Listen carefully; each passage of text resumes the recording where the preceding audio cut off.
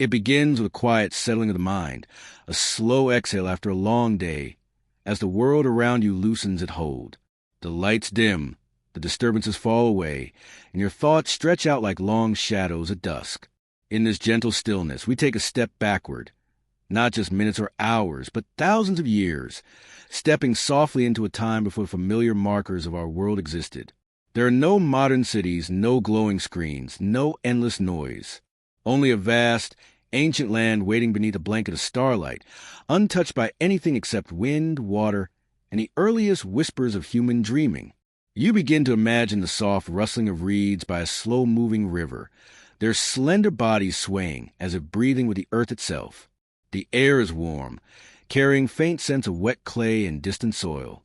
Somewhere in the darkness, the gentle ripple of water folds back into itself, unhurried and eternal. This is a land that would soon cradle the earliest chapters of human civilization. But for now, it exists in quiet anticipation, lying still as if aware that something extraordinary is on the horizon. The ground beneath you feels ancient yet welcoming, as though it remembers every footprint ever placed upon it. You can picture pale moonlight spilling across wide plains, illuminating the shimmering surface of two great rivers, the Tigris and the Euphrates, moving like silver strands cutting through the vastness. Between these rivers and the soft cradle of earth they nourish, lies a world waiting to awaken. Sumer, the cradle of civilization. But at this moment in our story, Sumer is not yet bustling with life. It is only a sleeping landscape, peaceful and untroubled, wrapped in the earliest silence of human prehistory. With each breath, the scene becomes clearer. Far in the distance, faint outlines emerge, low hills, open fields, gentle rises of land. Nothing here is rushed. The world is learning the rhythm of existence, and the rhythm is slow, patient, steady. You feel the softness of time, not as a line, but as an endless horizon stretching in all directions. It is a horizon filled with possibility rather than events, a canvas waiting for humanity's first great brushstrokes. As you sink deeper into this ancient calm, you can almost sense the presence of early wanderers who once walked these plains. Their footsteps were light, their communities small, their aspirations humble. They lived not as masters of the land, but as observers, learning its moods, its cycles, its whispers. They carried the seeds of future innovation without knowing it, tending to simple tasks that will become the foundations of something far greater. Yet for now, even they remain in the distance, not yet stepping into the center of the story. We meet them later. For now, we linger in the quiet before change. The night deepens, and the sky above you glitters with countless stars.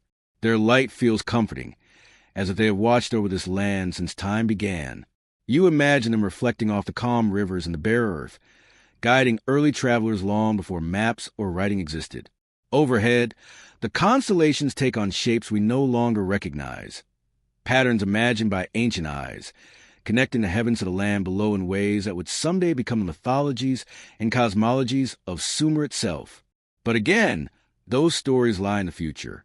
At this moment, everything is still forming, like soft clay waiting for the first impression of a hand. You take a deeper breath, and the air feels warm, carrying with it a sense of timelessness. The landscape hums with potential. There are no walls, no monuments, no grand structures. Only the raw materials of a world that will one day flourish with ingenuity and imagination. The rivers flow gently, depositing fertile soil along their banks, quietly preparing the ground for agriculture, for settlement, and eventually for cities unlike anything the world had known before. But that transformation will arrive slowly, over countless generations. For now, we simply observe the land as it is, serene, untouched, and profoundly peaceful. In your mind, you walk further into the vast plain. The ground is soft beneath your feet, dotted with patches of wild grasses and low shrubs. As you move, the faint chorus of nighttime insects rises and falls like distant waves. There is something soothing about the emptiness, the simplicity, the clarity of a world without distractions. Here, time moves at the pace of nature, guided not by clocks but by the rise and fall of the sun, the gentle flooding of the rivers, the cycles of seasons. Each moment unfolds without urgency. If you close your eyes, you might imagine hearing the faint echo of the future, a distant murmur of markets, the soft scraping of reeds pressed into wet clay tablets, the rhythmic chants of temple rituals. But these are only faint impressions, the distant dreams of a world not yet built. For now, the land sleeps, and in its sleep, it nurtures the roots of civilization. The night breeze moves across the plain, brushing lightly against your skin. It carries with it tiny grains of sand and dust, remnants of mountains long eroded, carried across ages by patient winds. These grains will soon help form bricks, vessels, and tablets. They will become part of humanity's earliest architecture, the first written records, the earliest laws. But at this moment, they drift unnoticed, settling into the quiet earth. You continue to breathe slowly, deeply, as though matching the rhythm of the land around you. The entire scene feels like a gentle exhale from the earth itself, steady, grounded, ancient. Here, in this cradle of soil and silence, the world feels both immense and intimate. You can sense the weight of history preparing to unfold, yet you remain comfortably anchored in the soothing calm before its beginning. As the night drapes itself over the land, you feel the subtle pull of sleepiness in the atmosphere. The rivers continue their eternal passage. The stars continue their quiet watch. The plains continue their patient rest. And in this tranquil moment, standing at the threshold of Sumer's story, you feel the comforting stillness of a world about to awaken, slowly, gently, beautifully, into civilization. The land unfolds slowly before you, as if it has been waiting patiently for you to arrive. In the soft light of early morning, the world between the rivers begins to reveal its quiet details. A faint mist rises from the earth, clinging gently to the air as the first rays of sunlight glide over the horizon. Everything feels unhurried. The day awakens the way a sleeper stirs beneath warm blankets. Slowly, then a little more, yet never abruptly. This is Mesopotamia, the ancient land whose name later generations would translate as the land between rivers. But before it had a name, it was simply a stretch of fertile ground held between two flowing lifelines, the Tigris and the Euphrates. The rivers do not rush. Instead, they wander. They slip across the plain in long, sweeping curves, as though they're drawing the earliest borders of human possibility. Their waters carry silt, clay, and nutrients from distant mountains, depositing them in gentle layers across the lowlands. Over millennia, these deposits build up into thick blankets of rich soil, perfectly suited for growing crops later generations will depend upon. But in these early moments, before cities or fields, the rivers exist as quiet forces shaping the world to their slow, persistent motion. The Euphrates moves with a broad, deliberate grace, often changing course over centuries, reshaping the land with each subtle shift. The Tigris flows more quickly, its currents energetic yet still gentle enough to form calm channels along its banks. When you listen closely, you can imagine the soft whisper of their waters as they slide over smooth stones and settle into deeper pools. Together, they create a rhythm, a kind of heartbeat pulsing through the region. It is this rhythm that would one day guide the first communities who settled here, following the rivers for water, food, and direction. You stand now at a place where the river's influence is unmistakable. The soil beneath your feet is dark, almost velvety, shaped by countless floods. Low grasses sway gently in the quiet breeze, their tips shimmering under the growing light. The landscape stretches widely, peaceful and open. There are no towering mountains to confine you, no thick forest to obstruct your view, only a vast plain that seems to exhale calmly, offering space, clarity, and possibility. As you walk along the soft earth near the water's edge, you notice how the land changes subtly with each step. Closer to the river, the ground is moist and cool, dotted with clusters of reeds and marsh plants. Their slender bodies sway like delicate pendulums, catching fragments of sunlight that break through the mist. Slightly farther away, the soil becomes firmer, dry enough to walk without sinking. In some places, tiny crusts of salt shimmer faintly, a reminder of the region's long history with evaporation, flood patterns, and a careful balance between water and land that early farmers would later learn to manage. To the north, the land rises gradually, offering a faint outline of distant hills. To the south, the world flattens into a long, drifting horizon that seems to dissolve into the sky. Somewhere toward that southern expanse, The rivers slowly converge and ultimately spill into marshlands that would one day shelter unique cultures of their own. But here, in the Central Plains, the world feels balanced, neither too wet nor too dry, neither too rugged nor too soft. It is a place that invites life. You pause to feel the warmth of sunlight spreading over your skin, a gentle reminder that this region's climate has always been both gift and challenge. Summers are dry and scorching, with temperatures that can stretch far beyond comfort. Winters are mild, bringing rains that replenish the soil and refill the rivers. This seasonal cycle creates a predictable rhythm, one that ancient people would rely on to determine planting schedules and harvest times. The predictability, more than anything else, made this land a cradle for steady human settlement. As you wander, you notice flocks of birds gliding overhead, some traveling along migratory routes, others settling near the rivers for the abundance they offer. Their calls echo softly, blending with the murmur of water and the rustle of reeds. Small animals scurry across the ground, leaving faint trails in the silt. Life here has always been shaped by water, not as a dramatic force, but as a quiet, nourishing presence. You imagine early humans approaching this land, drawn by the promise of steady water and generous soil. They would have followed the riverbanks, gathering reeds for shelter, hunting animals that came to drink, and observing the behavior of the rivers with the curiosity of newcomers. Over time, they learned how to build simple canals, guiding water to where it was most needed. They experimented with seeds, discovering which crops flourish in the silty earth. The story of Sumer would eventually rise from these humble interactions between people and land. But for now, the landscape remains peaceful, resting in the gentle space between nature's cycles. The rivers continue to shape the land grain by grain, year by year, preparing it for civilizations yet to come. You can almost sense the future cities, Uruk, Uar, Eridu, still slumbering beneath the earth, waiting to emerge like slow-growing trees pushing up through soil. The land itself feels wise, patient, unhurried. It has witnessed countless sunrises and sunsets, countless floods and droughts, countless changes in shape and form. And yet, it never rushes. It simply exists, quietly fulfilling its role as caretaker of early life. As you walk farther into plain, the world seems to grow even quieter. The sky spreads out in a vast dome, pale and gradually brightening, while the earth beneath stays cool and soft. A light breeze brushes across your face, carrying hints of clay, water, and distant vegetation. You breathe in slowly, letting the scents ground you in this ancient place. There is something deeply comforting about the simplicity of the landscape, the open space, the slow rivers, the steady rhythm of nature at work. The longer you stand here, the more you understand why this region became the foundation for the earliest known civilization.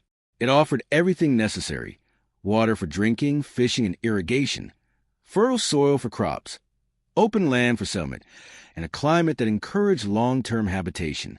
But more than that, it offered a kind of gentle predictability, a steady heartbeat that allowed early communities to plan, grow, and eventually dream beyond mere survival.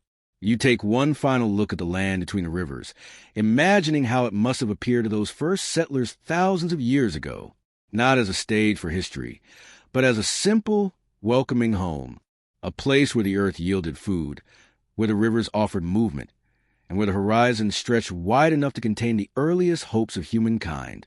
The world of Sumer begins here, in this quiet space shaped by water, sunlight, and time. And as you breathe in the calmness of this ancient landscape, you feel the story gently unfolding, inviting you to follow it deeper into history's soft, meandering path. The world begins to stir in small, almost imperceptible ways. Before the rise of great cities, before towering temples and bustling marketplaces, the land that would one day be known as Sumer was shaped by people who lived quietly, close to the earth. They were not yet city dwellers. They knew nothing of writing, kings, or monumental architecture. Their lives were simple, woven gently into the landscape like threads in a vast, ancient tapestry. To understand Sumer, we return to these early footsteps, soft marks left by communities who settled along the fertile ground long before history learned to write its own name. Picture a small cluster of huts made from reeds and mud, nestled near a shallow bend of the river. Smoke drifts lazily upward from a fire pit, the scent of roasting grains mixing with the warm air. The sun rises slowly, painting the horizon with muted shades of gold. People move quietly, their gestures unhurried, their routines shaped by necessity rather than ambition. These early inhabitants of southern Mesopotamia lived in harmony with the rhythms of the land, guided not by clocks but by the cycles of water, harvest, and season. The earliest settlements here grew gradually, like seeds taking root in fertile soil. Families gathered into small groups for safety, comfort, and cooperation. They built simple homes, using what the land offered. Reeds for structure, clay for walls, palm fiber for rope. Nothing was wasted. Every resource held value. In the soft light of dawn, you might see them tending to small patches of barley or wheat, gently brushing aside soil to check on young shoots. Their tools were basic: stone blades, wooden plows, woven baskets. But in their hands, these tools became instruments of transformation. This period, long before the emergence of Sumer's first cities, was marked by gradual learning. People observed how the rivers rose and receded, leaving behind rich silt that nourished crops. They learned to store grain, to dry fish, to raise sheep and goats that provided wool, milk, and meat. These practices may seem ordinary now, but at the time they were profound shifts, steps toward stability in a world that had once required constant movement. As you walk through these early settlements in your imagination, everything feels intimate and small. A few dozen people gather around communal fires at night, sharing stories passed down through generations. Children chase each other near the water's edge, their laughter echoing softly against the hum of insects. Elders sit beneath the shade of palm trees, shaping clay vessels or weaving baskets. The world is quieter here, but it is also full of life. Small, tender details that reveal how communities learn to root themselves in one place. These early inhabitants may not have understood the scale of what they were creating, but each action they took contributed to the foundations of civilization. Every hut built, every field planted, every path carved between settlements added another layer to the story of Sumer. What began as scattered clusters of families slowly expanded into organized villages. Over time, these villages grew denser, their populations increasing as people discovered the security and abundance that settled life could offer. The rivers, ever present and ever generous, played a central role in this quiet transformation. Seasonal floods brought both challenges and gifts. When the waters rose too high, early settlers adapted, moving their belongings to higher ground. When the waters retreated, they left behind fresh layers of fertile soil that made agriculture possible. These cycles taught early communities to read the land carefully, to observe the subtle signs of change in water levels, clouds, and winds.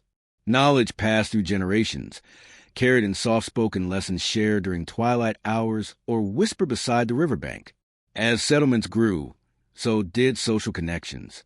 Villages began to exchange goods with one another: grains for obsidian, reeds for textiles, fish for tools. These early interactions were small, but they helped forge relationships that would later become essential for the rise of city-states. Even in the earliest phases, you can imagine the gentle movement of people traveling along dusty footpaths, carrying baskets filled with goods, greeting neighboring communities with warmth and familiarity. Life in these early settlements was not dominated by leaders or institutions. Instead, it was guided by communal decision-making and shared responsibilities.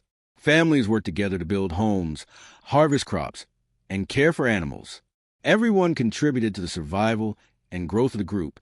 In the evenings, they gathered beneath the stars, their fires flickering softly as they recounted stories about spirits of the water, guardian animals, and the mysteries of the sky.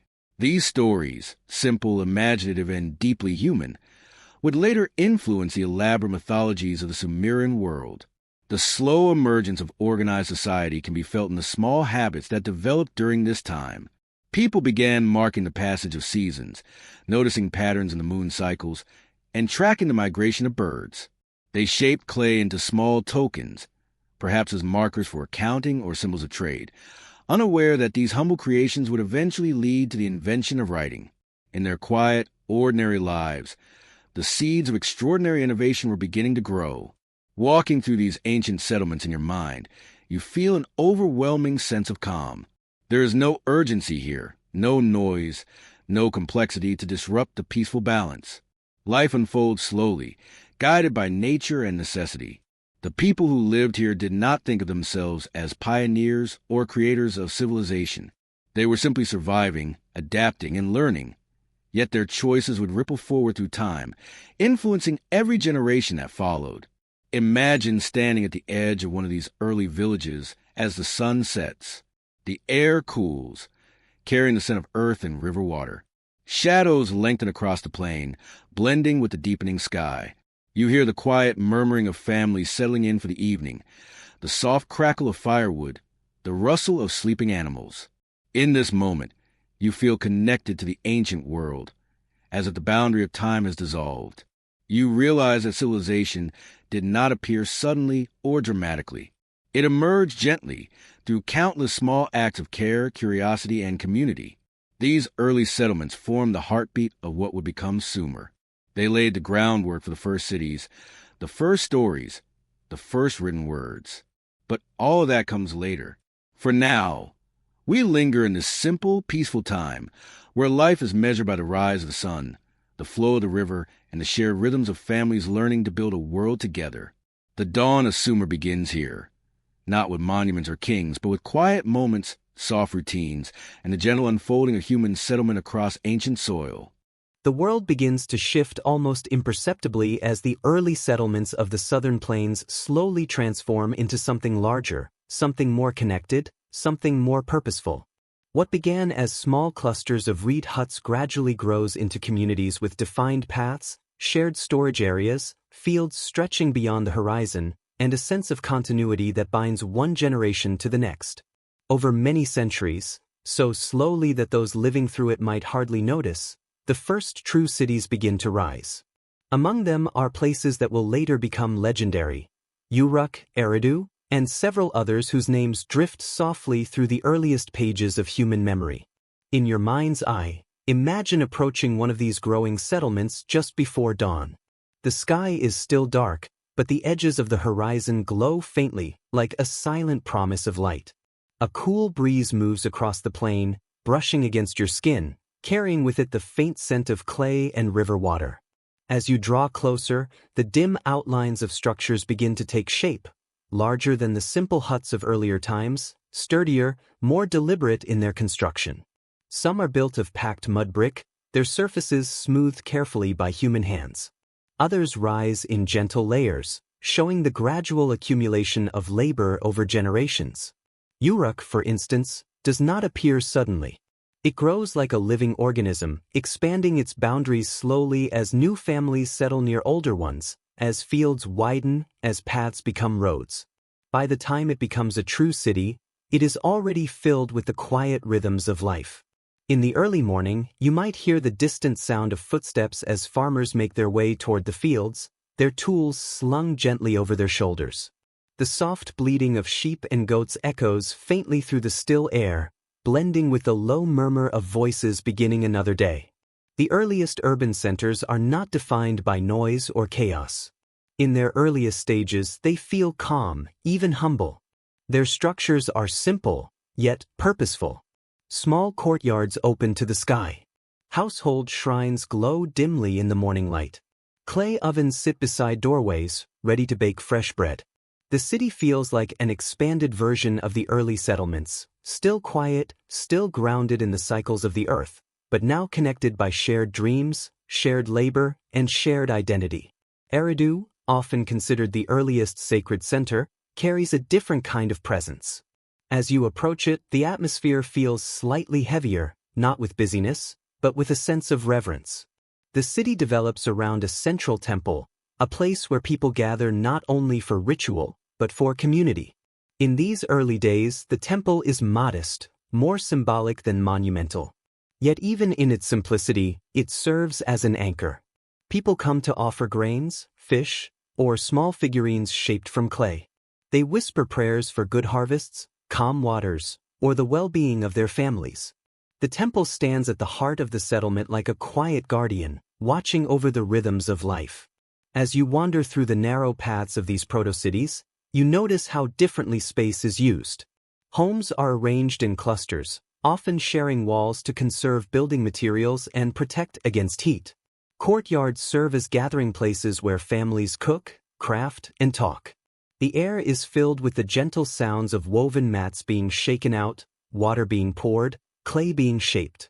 Everything moves at an unhurried pace, guided by the needs of the day rather than by any sense of urgency. In these early cities, the division of labor becomes clearer.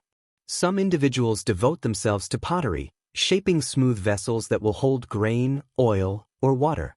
Others become skilled in working with reeds, weaving baskets, mats, and simple tools. Fishermen prepare nets for the day's catch. Farmers guide animals to fields irrigated by small channels carved from the rivers. Each person's work contributes to a growing system, still modest in scale, but increasingly interconnected. As the sun rises higher, casting warm light across the settlement, you observe how carefully organized some areas have become. There are spaces for storing grain, marked by thick-walled rooms that remain cool even in the heat of afternoon. There are designated spots for weaving, where women sit surrounded by long strands of wool or flax, their fingers moving rhythmically as they transform raw material into garments and blankets. Children play nearby, their laughter mingling with the soft rustle of reeds swaying in the breeze. The quiet hum of life continues throughout the day, never overwhelming, always steady. From time to time, traders arrive from other settlements, carrying goods that are unfamiliar but intriguing: stones from distant regions, shells gathered from coastlines, carved objects passed from hand to hand. These exchanges are small at first, but they hint at a growing network of relationships, a web of cooperation that will eventually tie multiple cities together into a shared cultural landscape.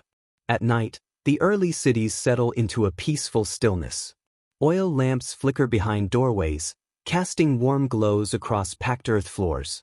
The scent of cooked grain, roasted fish, and baked bread lingers gently in the air. Families gather close, speaking softly, recounting the events of the day. Outside, the sky expands endlessly, filled with stars that seem almost close enough to touch. In the distance, the faint sound of river water blends with the quiet sighs of the plain.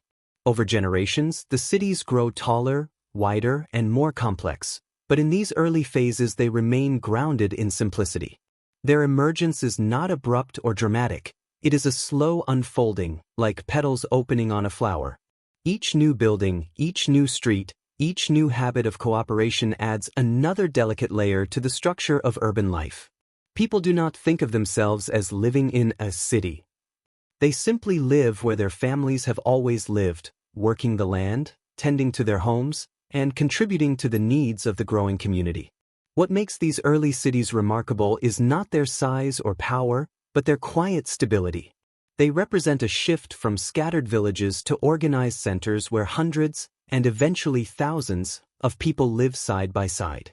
In the calmness of their routines, you can sense the beginning of something momentous, a transformation in how humans relate to one another, how they build, how they govern, how they imagine. As you step away from the early heart of Uruk or Eridu in your mind, the soft wind carries with it the faint echoes of what will one day become urban life as we know it. But for now, these places remain serene, grounded, and deeply human. They are the gentle beginnings of cities, quiet, steady, and full of promise, spreading their roots across the plains of ancient Mesopotamia, preparing for the extraordinary chapters still to come.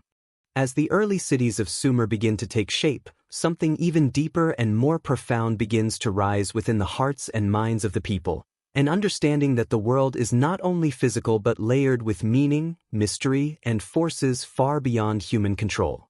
Long before temples reached toward the sky, long before sacred hymns were etched into clay, the Sumerians carried an intuition that the universe was alive, guided by invisible powers that shaped the cycles of nature.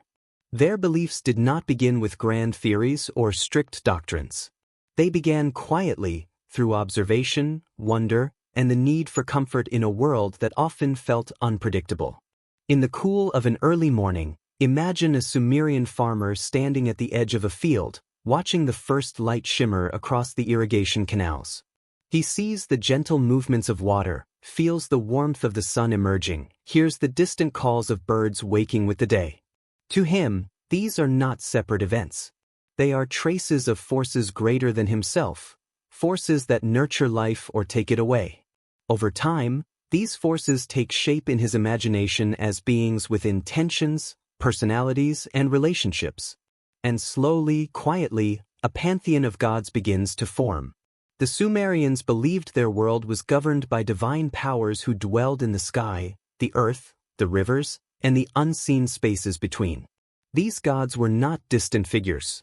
They were woven into daily life, shaping every outcome, every harvest, every storm, every birth. At the top of this divine network was Anu, the god of the sky, vast, calm, and unchanging. To imagine Anu is to imagine the endless dome of stars at night, cool and steady, watching over creation with quiet detachment. Whenever the people looked upward and saw the heavens stretching infinitely across the dark, they felt the presence of this serene, overarching force. Beneath Anu stood Enlil, the god of air, wind, and authority. Enlil was the invisible breath of the world, the movement of storms, the whispering breeze that rustled the reeds along the riverbanks. His presence could be gentle or fierce. Sometimes he arrived as a cool wind offering relief from the heat. Other times he roared through the plains, uprooting homes and tearing through the fields.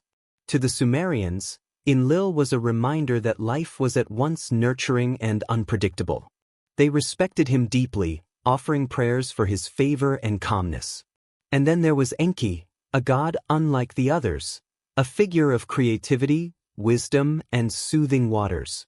To imagine Enki is to picture flowing rivers, bubbling springs, and the cool depths beneath calm surfaces. He was the god of fresh water, intelligence, and all forms of craft and knowledge. It was said that Enki filled the world with gifts, the ability to shape tools, to plant crops, to build homes, to solve problems. In their quiet moments, Sumerians might imagine Enki working tirelessly, guiding humanity through subtle inspiration.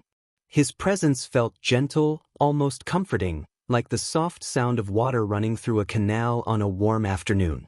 These gods, along with many others, Inanna of love and war, Nanna of the moon, Utu of the sun, formed a vast spiritual family, each influencing part of the world. But the Sumerians did not worship with fear or with rigid rituals alone. Their relationship with the divine was woven into ordinary life, expressed through gratitude, offerings, and whispered prayers. When a child was born, a quiet blessing was given. When a potter shaped clay, the workstation itself felt sacred.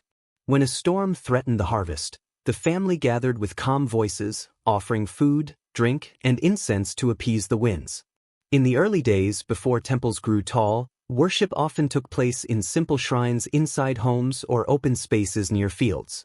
A small table might hold offerings of barley, dried fruits, or small clay figurines. These spaces were not elaborate, they were intimate, reflecting the belief that gods were present in the world around them, not confined to distant realms.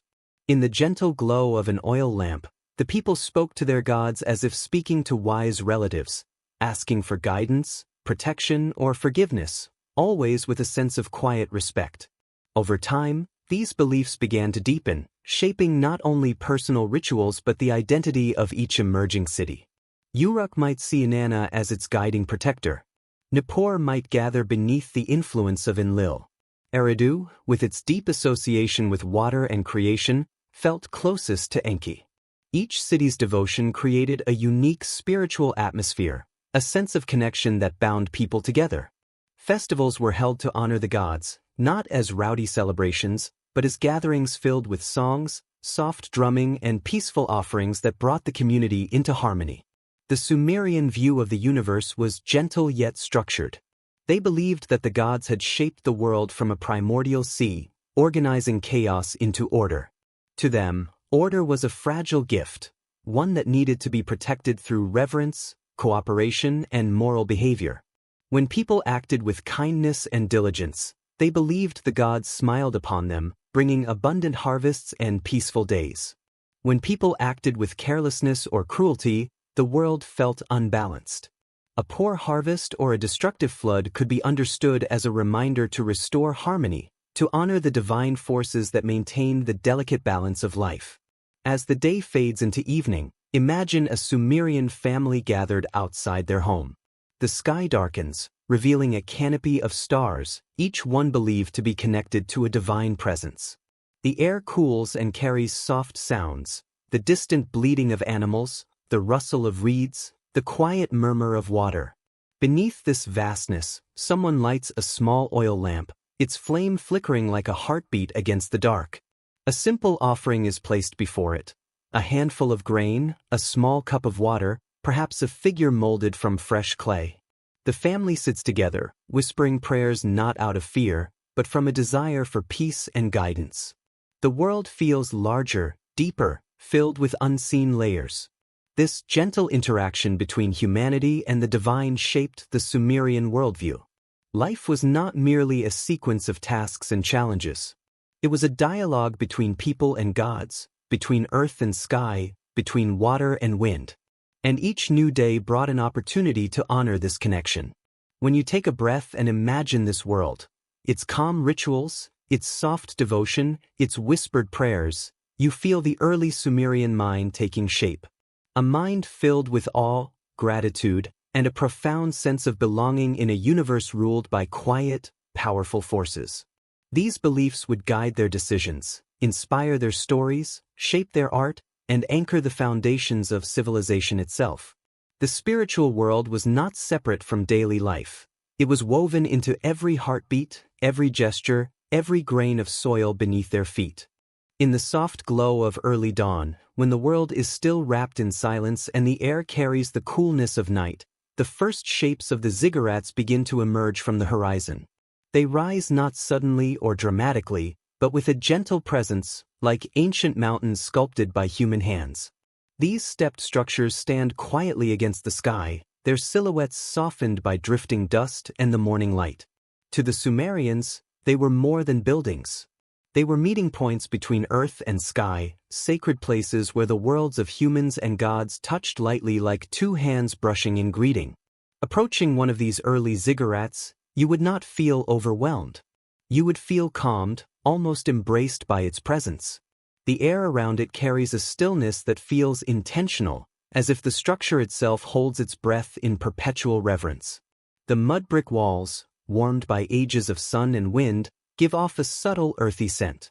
Each brick, shaped by hand and laid with patience, represents the labor of many generations. These structures were not built in haste. They were raised slowly, layer by layer, the way time itself builds memory. As you walk closer, you notice the gentle incline of the steps leading upward. They do not invite hurried movement. Instead, they encourage a slow, steady ascent, a climb made with intention, mindfulness, and quiet respect. Priests would walk these steps in the early morning, carrying offerings of grain, oil, or incense, their footsteps soft against the clay. Their movements were part of a ritual rhythm, a conversation between humanity and the divine that stretched back through countless seasons. The ziggurat's base is broad and grounded, symbolizing the stability of the earth. Its upper levels reach toward the sky, reflecting the aspiration to connect with the realm of the gods. Even the breeze seems to change as it brushes past the structure, swirling gently as if acknowledging its sacred purpose. The entire space feels elevated, not only physically, but spiritually, as though every grain of clay has absorbed centuries of prayers whispered into the air. If you close your eyes, you can almost hear the faint echoes of those ancient rituals. The soft chant of a priest at dawn, his voice steady and slow. The gentle crackle of oil burning in a clay lamp. The rustling of woven garments brushing against the stone steps. These sounds blend with the distant hum of the city waking, animals stirring in pens, women grinding grain, water trickling through irrigation channels.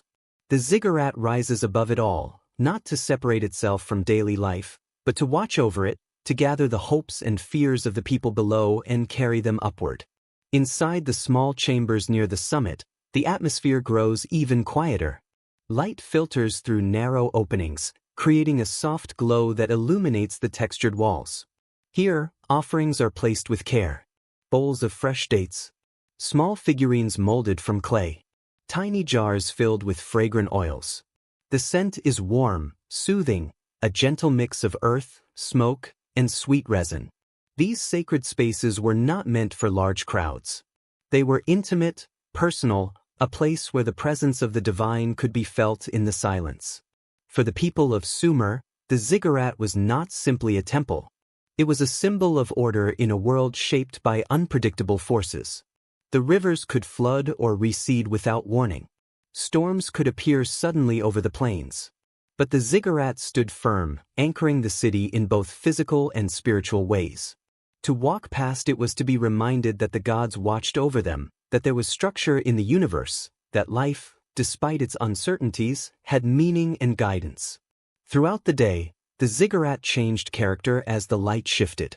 At noon, the sun cast sharp, bright patterns across its steps, creating warm pockets of air that shimmered gently. By afternoon, the structure glowed in soft golden tones, like a giant lantern rising from the earth. In the evening, shadows stretched long across the plaza, and the ziggurat appeared almost dreamlike, its edges softened by dusk. As night fell, and the stars emerged in their quiet procession, the ziggurat stood silhouetted against the sky, a serene bridge between the celestial and earthly realms. Imagine sitting near its base at night, the cool breeze brushing your skin. The city has quieted, leaving only the soft sounds of the night, the distant calls of nocturnal animals, the rustle of palms swaying gently, the faint murmur of water flowing somewhere in the darkness. The ziggurat looms above you, massive yet graceful, a silent companion in the stillness. It seems to breathe with the night, its presence steady and reassuring. For those who lived in its shadow, the ziggurat was a reminder of their place in the cosmos. Not small, not insignificant, but part of a larger story woven between humans and gods. Each brick carried the memory of hands that shaped it. Each step held the weight of countless prayers. The structure itself became a kind of living history, storing the emotions, rituals, and beliefs of generations. Even in its silence, the ziggurat spoke. It told a story of humanity reaching upward, not in ambition, but in devotion. A story of people seeking connection, meaning, and comfort in the vastness of the world. A story of hope layered gently over time, like the mud bricks themselves. As you sit there, breathing in the quiet night air, the ziggurat feels timeless. It stands not as a monument to power, but as a testament to faith, patience, and the human desire to understand the mysteries of existence. Its presence wraps around you like a soft blanket, calming your thoughts, slowing your breath, reminding you that even in the ancient world, people sought peace, purpose, and harmony in the spaces they built. And in this gentle stillness, with the stars above and the ancient structure beside you, you feel a connection to those long-ago moments. Moments of prayer, of reverence, of quiet reflection. Moments where the boundary between earth and sky felt just a little thinner, held together by the steady rise of a ziggurat and the soft hopes of the people who built it. As the sun rises gently over the plains of Sumer, the first soft sounds of daily life begin to form, a quiet hum that spreads slowly through the early morning air. The cities are not loud or hurried at this hour. Instead, they breathe awake in a rhythm as steady and natural as the flow of the rivers that nourish them. Life here unfolds with a simplicity shaped by routine, by nature, and by the soft connections between families who have lived side by side for generations.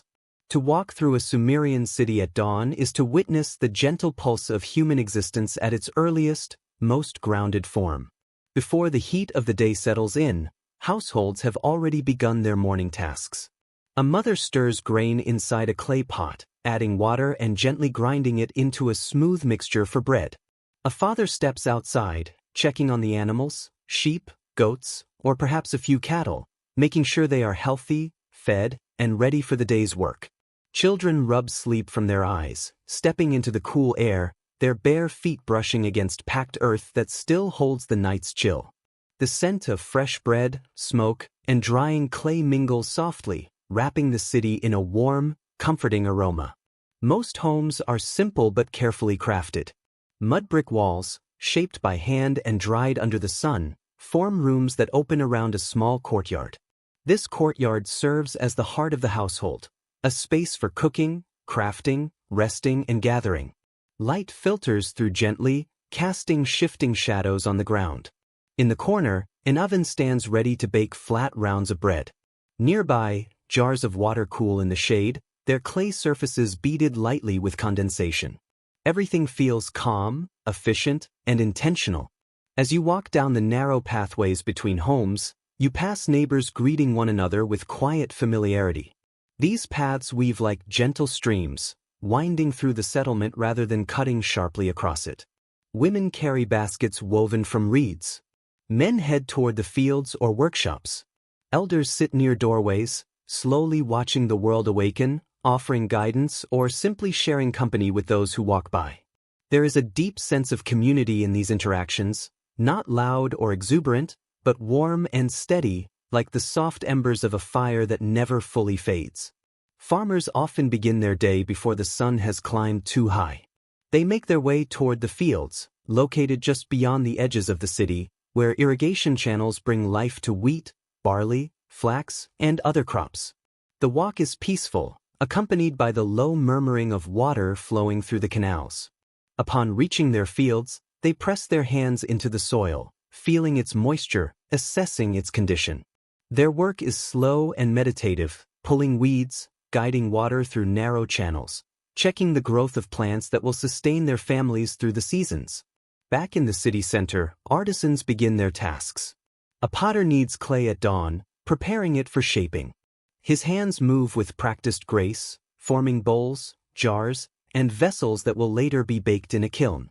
Nearby, a weaver stretches wool fibers across a simple loom. Her fingers dance softly, creating cloth that will become garments, blankets, or trade goods for neighboring cities. The rhythm of weaving, the soft pull, the gentle tap, the steady beat, creates a soothing soundtrack that drifts through the air. Children, too, have their own quiet routines. Some help gather water from jars stored in communal spaces. Others chase one another through the shade of tall date palms, their laughter rolling lightly like gentle wind. Older children may assist with tasks, carrying reeds, sorting grains, or learning simple crafts by watching their parents' expert movements. Their world feels safe, predictable, and filled with the softness of early civilization. Food preparation occurs throughout the day. Grains are ground on stone slabs with rounded pestles, producing a fine powder that forms the basis of many meals. Vegetables like onions, beans, and cucumbers are washed and sliced. Fish caught from nearby rivers are cleaned and dried in the sun. The city's scent shifts as the day progresses: smoke from cooking fires, the sweetness of dates, the earthy aroma of fresh bread, and the gentle tang of fermented drinks crafted from barley. Each scent mingles peacefully, forming a comforting atmosphere that fills every home and courtyard. In the middle of the day, when the sun is strongest, work slows. The heat settles like a heavy blanket across the land, urging people to rest in shaded corners. Some sit in their doorways, sipping water or mending tools. Others retreat indoors, where thick mud brick walls keep the air cool. Conversations float lazily through open doorways, stories about family, memories of past seasons, hopes for future harvests. There is no rush, no overwhelming urgency. Life moves in harmony with the natural rhythm of the land. Later in the afternoon, activity gradually resumes. Merchants might set up small stalls in the marketplace, arranging goods with care. Shiny beads crafted from colorful stones, pottery of different shapes, woven textiles, and oil jars are displayed for visitors from nearby communities. Trade here is gentle, conversational. People greet one another warmly, exchange goods, share news, and strengthen bonds between families and cities. The marketplace hums with a peaceful energy, not chaotic or crowded, but quietly vibrant. As the sun begins to descend, casting long shadows across the city, families prepare evening meals. Fires crackle softly. The smell of warm bread and seasoned vegetables drifts upward. People gather to eat in courtyards, sharing food with neighbors or relatives. The air cools, and a soft breeze carries the last warmth of the day across the rooftops. Conversations are easy, unhurried. Someone might tell a story, a tale about a familiar spirit of the river, a memory from childhood, or a distant rumor carried by travelers. The day closes with simple rituals. Lamps are lit, their flames fluttering gently in the night air. A small offering may be placed at a household shrine, a handful of grain, a cup of water, or a quiet prayer. These gestures are whispered rather than declared, woven seamlessly into the fabric of everyday life. The people believe that maintaining harmony with unseen forces brings tranquility, so they do so with calm devotion. Children drift into sleep as stars shimmer above the rooftops. Parents sit quietly beside the doorways, enjoying the cool night air. Somewhere in the distance, a shepherd's flute plays a faint melody that floats across the darkened fields. The soft glow of lamps reflects off clay walls, casting warm shadows that sway gently with each shift of the flame. Life in Sumer is not rushed. It is not loud or overwhelming. It is steady, grounded, filled with small moments of connection, patience, and care. Each day flows into the next like water through the canals, unhurried, essential, and deeply human. By the time the city falls quiet, wrapped again in darkness, every person knows they will wake tomorrow to the same gentle rhythm, the same familiar routines, the same comforting pulse of daily life under the wide Mesopotamian sky. In the gentle quiet of early civilization, long before history carved its stories into stone, the people of Sumer began shaping small pieces of clay, soft, cool, and yielding beneath their fingers. What began as a simple act of pressing marks into the earth would slowly, almost imperceptibly, transform into one of humanity's greatest achievements. Writing did not arrive suddenly, nor did it announce itself with fanfare. It emerged quietly, born from necessity, from curiosity, and from the steady rhythm of daily life. The Sumerians, guided by the practical needs of their growing world, found themselves creating symbols that would one day give voice to everything they observed, believed, and imagined. Imagine a calm morning inside a small room near a temple storehouse. Light filters softly through a narrow opening, illuminating shelves stacked with clay tablets, each one marked with tiny impressions. A scribe sits on a low stool, his posture relaxed but attentive. In his hands, he holds a freshly shaped piece of clay. His stylus, made from a reed, rests lightly between his fingers. Around him, the air carries the faint scent of earth and drying clay. Outside, the soft sounds of the city drift in, sandals brushing against stone, distant voices discussing trade, the steady movement of water through nearby canals. The scribe's task is not dramatic. He is recording a measurement of grain, or a delivery of fish, or the number of livestock owed to a temple. He presses the stylus gently into the clay, forming small wedge-shaped marks, each one deliberate, each one carrying meaning. These marks, called cuneiform, are the earliest steps toward written language. They do not form sentences yet, only lists, records, and tallies. But in their simplicity, they hold the seeds of something far greater. Outside, the city hums with activity. Merchants arrange goods. Farmers guide donkeys carrying baskets of barley. Potters shape vessels that will later hold oils and grains. All of this requires organization. As communities grow and trade networks expand, memory alone is no longer enough.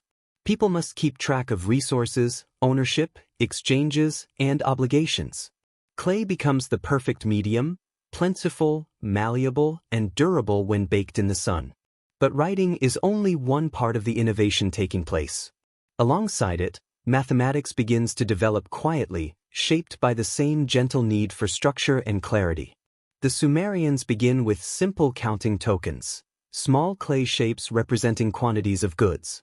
Over time, these tokens merge with writing, forming symbols that express numbers.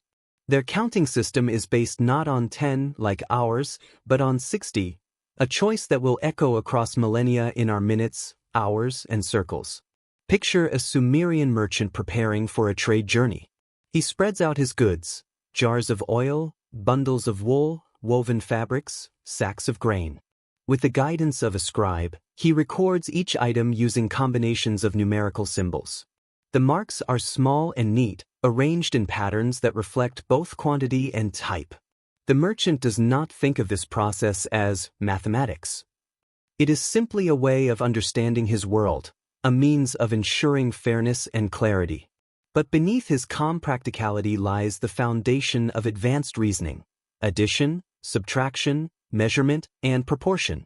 In another part of the city, a teacher, Perhaps a more experienced scribe sits under the shade of a palm tree. Before him, a group of young students practice shaping small wedges in clay. Their fingers move awkwardly at first, leaving uneven impressions. Some tablets crack slightly under pressure, but with patient guidance, the children begin to form consistent patterns. They recite numbers, repeat symbols, and listen carefully as their teacher explains how to track days, seasons, and rations.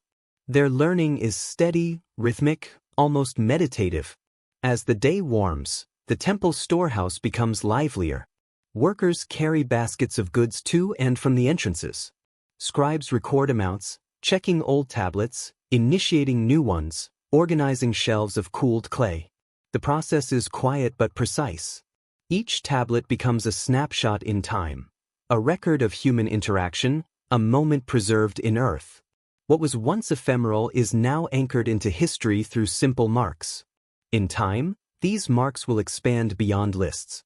They will begin shaping stories, prayers, laws, and proverbs. But in these early moments, writing is practical and grounded. Its beauty lies not in poetry, but in the calm efficiency it brings to daily life. The evolution of writing also shapes the architecture of knowledge. The temple becomes not only a place for worship, but a center of administration and learning. Scribes, with their steady hands and disciplined training, hold a special place in society. Their work requires focus, patience, and the ability to follow the subtle logic of symbols. To become a scribe is to join a tradition that stretches across generations, each new learner carrying forward the insights of those who came before. Imagine a scribe finishing his daily work as the afternoon sun begins to soften. He places his newly written tablet on a shelf to dry. Around him, the room glows with warm, golden light. Shadows lengthen across the floor, creating a gentle pattern of lines and curves. He wipes his hands, removes clay dust from his clothes, and steps outside. The breeze meets him with a cool touch, carrying the scent of water and distant fields. The city feels alive yet peaceful, grounded yet growing. Because of writing and mathematics, everything becomes more stable. Farmers know how much water their crops need. Builders measure bricks and align structures with greater precision. Merchants record transactions, ensuring trust across traveling networks. Time itself begins to take shape through calendars based on observed patterns of the moon and stars. These innovations do not disrupt life.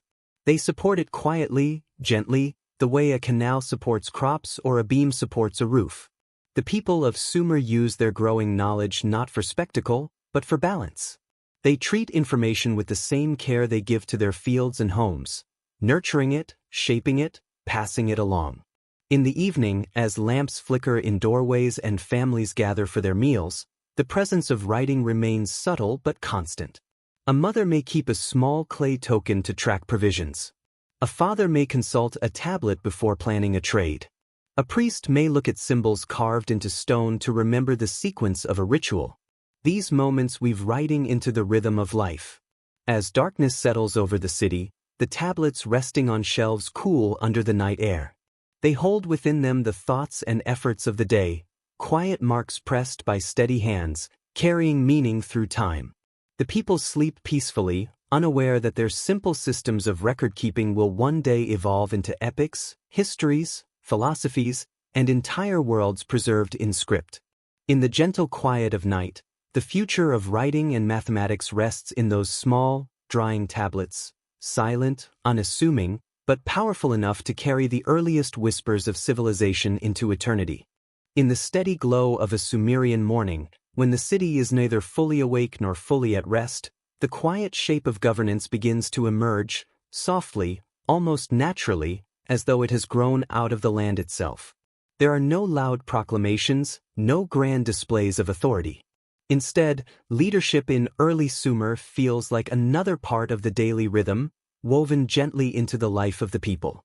As the cities grow, Uruk, Uar, Nippur, Lagash, each develops its own identity, its own customs, and its own way of guiding the community forward. These small differences, shaped by geography, tradition, and the gods they honor, gradually form the distinct character of each city-state. Imagine walking through one of these ancient cities in the early hours. The light is soft, the air still cool, and the streets carry only the faintest hints of motion. In the center of the city, near the temple, a small group of officials gathers quietly. They speak with low voices, reviewing tablets that track grain, labor, livestock, and irrigation schedules. Their jobs are not glamorous. They do not stand above the people but among them. Their work is to maintain balance, ensuring water flows evenly through canals, fields receive fair distribution, and households meet their obligations. Governance in Sumer begins not with power, but with responsibility. At the heart of each city-state stands the temple, not only as a religious center but also as an administrative hub. Priests and priestesses serve as caretakers of both the spiritual and material world. They oversee offerings, rituals, and festivals, but also manage storage, distribution, and trade. Their role reflects the Sumerian belief that the gods' order must be honored in all aspects of life: food, work, justice, and cooperation. The temple staff works quietly, moving between storerooms filled with jars of grain and writing rooms lined with clay tablets. They work not with authority, but with purpose. Eventually, as cities expand and their needs become more complex, leaders emerge who serve as guides and protectors, figures who the people look to when challenges arise. These leaders are known as ensi or lugal, terms that reflect local traditions and the gradual evolution of authority. But even here, leadership does not arise as domination. Instead, it grows from trust, from the belief that someone must help maintain harmony when decisions become too large for small councils to handle. Picture a leader walking through the city, accompanied not by soldiers but by advisors. He observes the canals, speaks with farmers, listens to concerns from merchants, and consults with priests about omens and rituals. His role is not to command but to mediate, to find balance between the needs of the people, the demands of the land, and the will of the gods. Governance in Sumer is shaped by cooperation, by the understanding that stability comes not from force but from structure. Yet even with this gentle approach, the city-states do not exist in perfect stillness. Each has its own fields, its own water sources, its own traditions and ambitions. Between them lies a kind of quiet tension, not hostile but persistent, like the subtle pull of two rivers running in different directions. These tensions can arise from water rights, boundary disputes, or trade agreements. But rather than erupting immediately into conflict, they build slowly, like clouds gathering on the horizon. Imagine the city of Lagash watching the water levels of its canals, knowing they depend on upstream flows controlled by Amma. The farmers exchange soft, worried conversations as they examine their fields. The city's leaders consult old tablets describing agreements made generations earlier. The priests examine omens, searching for guidance. Months, even years, may pass with only slight signs of friction, until one season, a shortage becomes too severe to ignore. The quiet, persistent disagreements begin to turn into something more. But even when conflict arises, it does not shatter the calm of Sumerian life completely. It unfolds in slow motion, shaped by negotiations, priestly mediation, and careful preparations. Armies are not vast legions marching with thunderous force. They are groups of citizens responding to necessity. Their weapons are simple, their movements deliberate. The cities involved do not seek conquest but restoration, each side believing they are defending the balance of the world. Most tensions settle long before they reach violence. Leaders meet at boundary markers, tracing lines in the dust to reaffirm shared agreements. Offerings are made to the gods, seeking harmony. Compromises are shaped like the levees that guide water, structured, intentional, and meant to prevent flooding. In peaceful times, which are far more frequent than conflict, the cities maintain a quiet interconnectedness. They exchange goods, stories, and even religious traditions. A merchant from Ur may visit Uruk, bringing fine textiles in exchange for beautifully crafted pottery. A priest from Nippur may travel to another city to attend a shared festival. Memories of past tensions fade into background stories told by elders at night, softened by time. Within each city, life is shaped by the feeling that leadership exists to maintain order, not disrupt it. The Sumerians believe deeply in me, the divine principles or decrees that govern the structure of the universe. These principles dictate everything: justice, prosperity, honesty, ritual, kingship, and even the arts. Leaders, priests, and citizens all share a responsibility to uphold these principles. To break them is to risk imbalance, both in the human world and in the world of the gods. As evening falls, the city once again grows quiet. Lamps glow softly in doorways. The leader returns to his home, reviewing tablets by the light of a flickering flame. Priests offer gentle prayers in the temple courtyard. Families sit together, sharing stories that weave past and present into a single fabric. Governance, in this peaceful world, feels less like a system and more like a shared heartbeat, a slow, steady rhythm that guides every gesture, every choice, every day. And through this gentle structure, the Sumerian city-states learn to exist side by side, not without challenges, but with patience, respect, and a deep desire to maintain the harmony that binds their world together. There's a moment during the long history of Sumer when myth and memory blend so softly together that it becomes impossible to tell where one ends and the other begins. It is in this space, somewhere between history and dream, that the story of Gilgamesh unfolds. His tale drifts across time like a quiet river, carrying fragments of adventure, grief, friendship, and longing. The Epic of Gilgamesh was not always a grand poem carved into tablets. It began as stories told in hushed voices, shared around fires, whispered through generations, shaped gently by the people who loved their hero and mourned his losses. Imagine a Sumerian evening. Shadows stretch slowly across the walls of a courtyard. A clay lamp glows with a soft flame, casting warm, flickering patterns on the ground. Families gather close, tired from the day's work, but eager for the comfort of familiar stories. An elder takes a slow breath and begins to speak. His voice is calm and measured, each word falling into the cool night air like a quiet ripple on water. This is how the story of Gilgamesh was first carried. Not loudly, but like a lullaby of the ancient world. Gilgamesh, the king of Uruk, is remembered as a figure both extraordinary and deeply human. 2/3 divine and 1/3 mortal. He stands tall in the imaginations of the people, powerful, wise, restless, and searching for meaning. At first, he is described as strong and brilliant, but also troubled. His great energy feels untamed, like a storm without direction. The people of Uruk admire him, but they fear his intensity.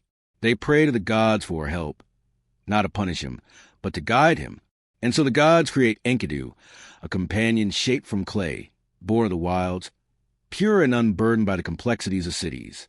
Enkidu runs with the animals, drinks from rivers, sleeps under open skies. He knows nothing of walls or laws or duties. His presence and story feels like a calming breeze, softening the edges of Gilgamesh's restless soul. But first, the two must meet, and fate draws them together in a moment that feels almost like the meeting of two halves of a divided self. When Gilgamesh and Enkidu first cross paths, it is not with gentle words, but with a clash of strength, a test meant to reveal their true natures. They wrestle with intensity, dust rising around them like a swirling cloak. But as the struggle continues, something unexpected happens. They recognize each other, not as rivals, but as equals. Their fight becomes a bond, their tension becomes understanding, and soon the two are inseparable.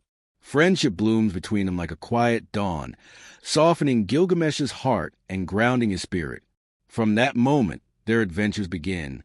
The elder storyteller's voice softens as he describes their travels. Together, Gilgamesh and Enkidu journey beyond the gates of Uruk into forests thick with cedar, where the air smells of resin and ancient trees tower overhead like guardians. They confront Humbaba, the monstrous protector of the forest, not out of cruelty, but to carve their place in the world, to challenge themselves, to grasp at meaning beyond the walls of home. The battle is fierce in the way stories always are, but the retelling remains gentle. The storyteller does not rush or dramatize.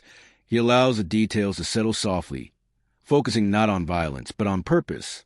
The forest is still. The air grows quiet. Gilgamesh and Enkidu, moving with steady determination, defeat Humbaba and bring cedar logs back to their city. Their triumph is not shouted. It is spoken with reverence, as a lesson in courage and unity.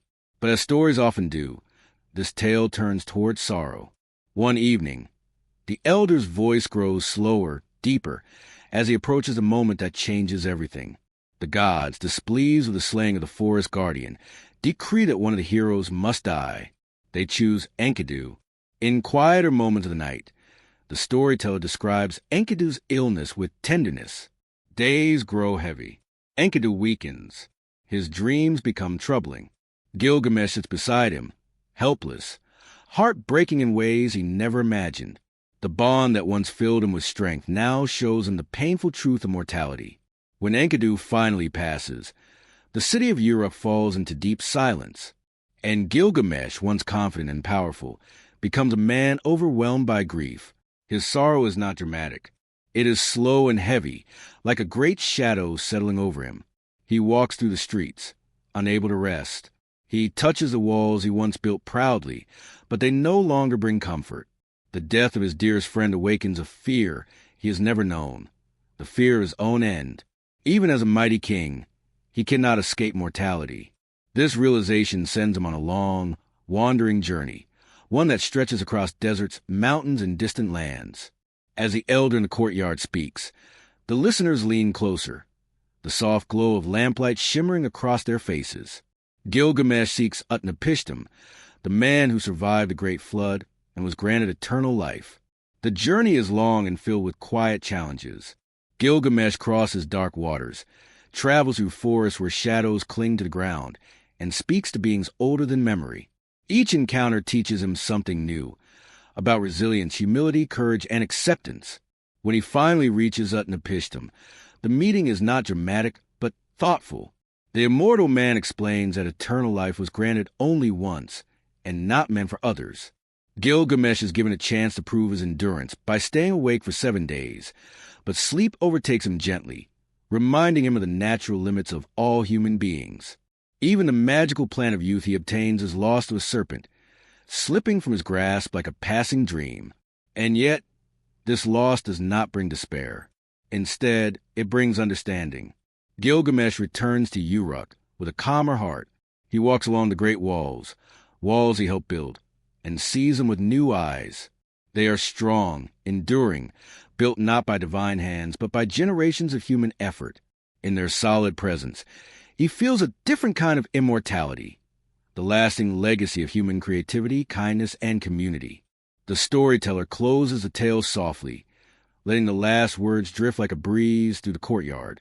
Gilgamesh's journey teaches that meaning is not found in escaping death, but in living fully, honoring friendships, building with care, and leaving behind something that outlives you. The listeners breathe slowly, absorbing the warmth of the story, feeling the ancient comfort it offers. As the night deepens, the stars shimmer above the rooftops of Sumer, just as they did when the story was first told. And in their quiet glow, the tale of Gilgamesh lingers, gentle, reflective, timeless, guiding anyone who hears it toward a deeper calm, a softer understanding of life, and a peaceful acceptance of things we cannot change.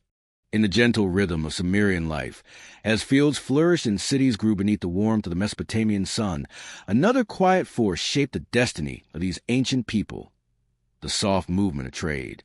It began slowly, as all things did in this early world. A few extra jars of oil, a bundle of wool too fine for everyday use, a handful of beads carved from colorful stones, items carried by hand from one settlement to another, exchanged with simple smiles and warm greetings. These early exchanges were not driven by ambition or conquest. They were guided by curiosity, by need, and by the peaceful desire to connect with neighbors across the open plains. Imagine a small caravan preparing to leave a Sumerian city in the cool light of dawn. The sky is tinted with pale shades of lavender and gold. A gentle breeze moves through the narrow streets, lifting the edges of woven mats and rustling the grain stored in open baskets. The merchants stand beside their donkeys, adjusting straps, tightening bundles, and checking the goods they will bring. There is no rush, no frantic motion, only quiet preparation. A mother hands her son a small pouch of dates. A father pats the neck of a patient animal. The sounds are soft, carried lightly on the awakening air. The merchant steps slowly onto the dusty road, their footsteps blending with the muted rhythm of hooves pressing into the earth. Their goods are not extravagant: wool, cloth, oils, grains, pottery, and small handcrafted items. Yet each object carries a story, shaped by skilled hands, by hours of labor, by the simple desire to share the beauty and abundance of their land. As they travel, they move through familiar landscapes, fields rippling with barley, clusters of date palms swaying gently, small canals glistening under the rising sun. Trade routes in Sumer are not straight lines carved across the land. They curve gently around rivers, follow the shape of low hills, and weave through marshes where reeds grow thick and tall. Sometimes merchants travel by foot.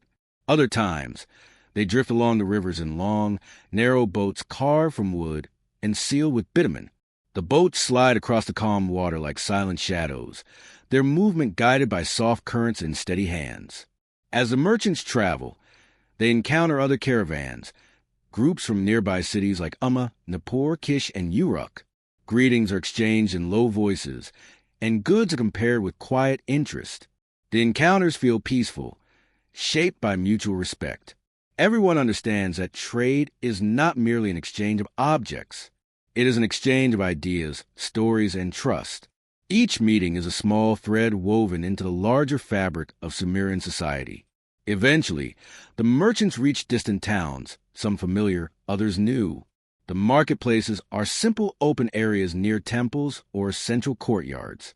The ground beneath is packed and smooth, worn by countless footsteps. Stalls are formed from woven reed mats stretched between wooden poles, offering shade from the midday heat. Under these canopies, local artisans display their work: polished stones, baskets, woven cloth, fragrant oils, and crafted figurines. When the merchants from Sumer arrive, they do not shout or bargain aggressively. Instead, they speak softly, presenting their goods with calm gestures. A jar of sesame oil might be exchanged for a bundle of fine copper tools. A roll of wool might be traded for dried fish or carved shells gathered from distant coasts. The flow of goods is steady, gentle, and mutually beneficial. There is a quiet harmony in these exchanges, a sense that everyone is part of a shared journey. Beyond their own region, Sumerians also reach lands much farther away.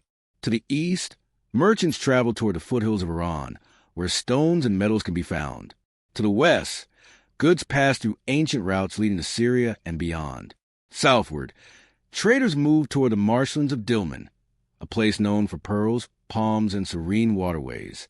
And farther still, though rarely seen with Sumerian eyes, lie the distant coasts of the Indus Valley, whose pottery, beads, and precious stones eventually find their way into Sumerian homes.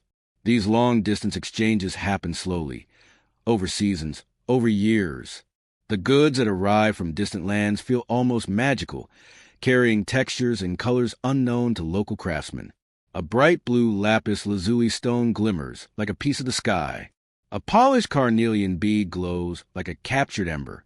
These objects are treasured not for their rarity alone, but for the journey they represent, the gentle chain of hands that brought them across deserts, mountains, and rivers.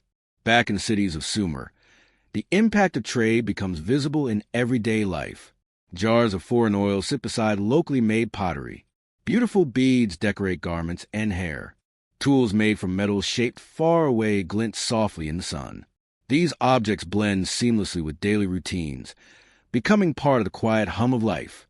They remind the people that their world is connected, not isolated, that beyond the horizon lies a network of places with their own stories, their own rhythms, their own traditions.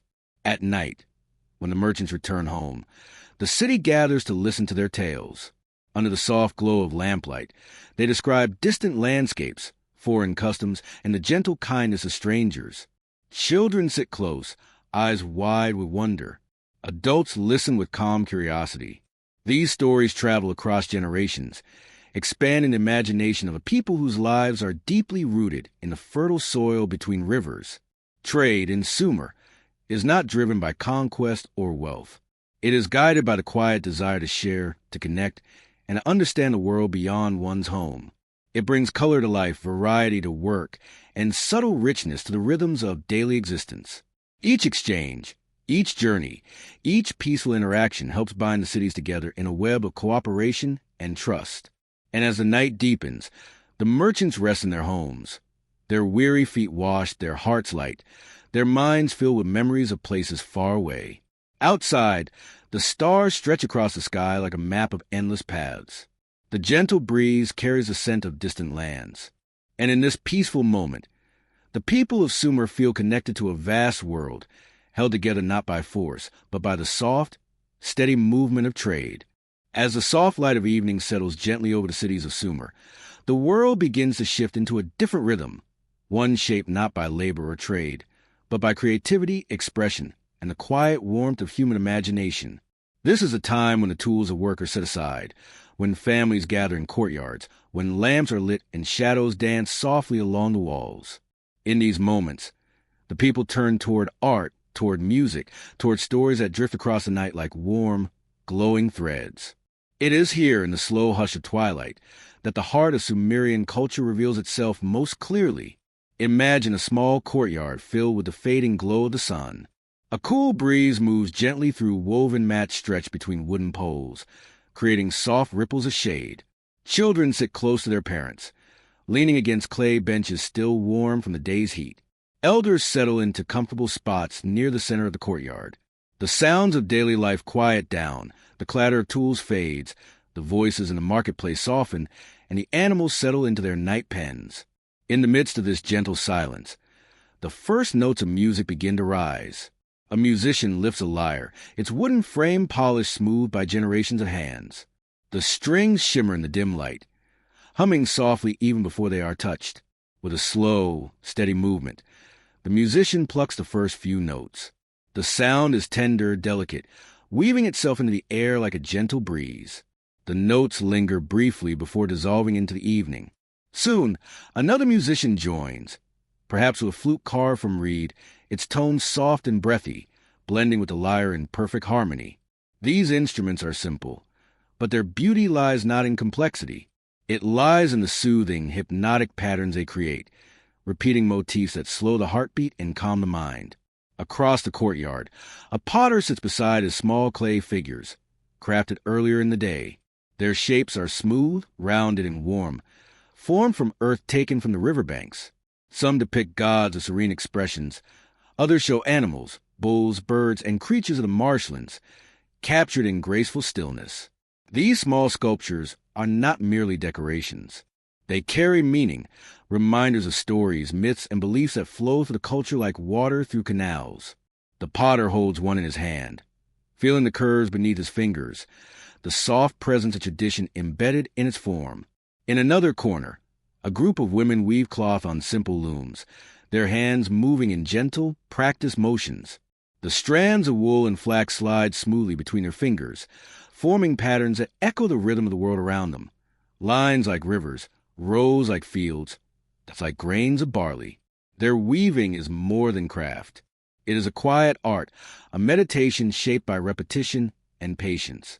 As they weave, they speak in low, soothing voices, sharing memories of their childhood, discussing changes in the seasons, or simply filling the silence with soft company. When the sun finally slips below the horizon, the city begins to glow with a warm flicker of oil lamps.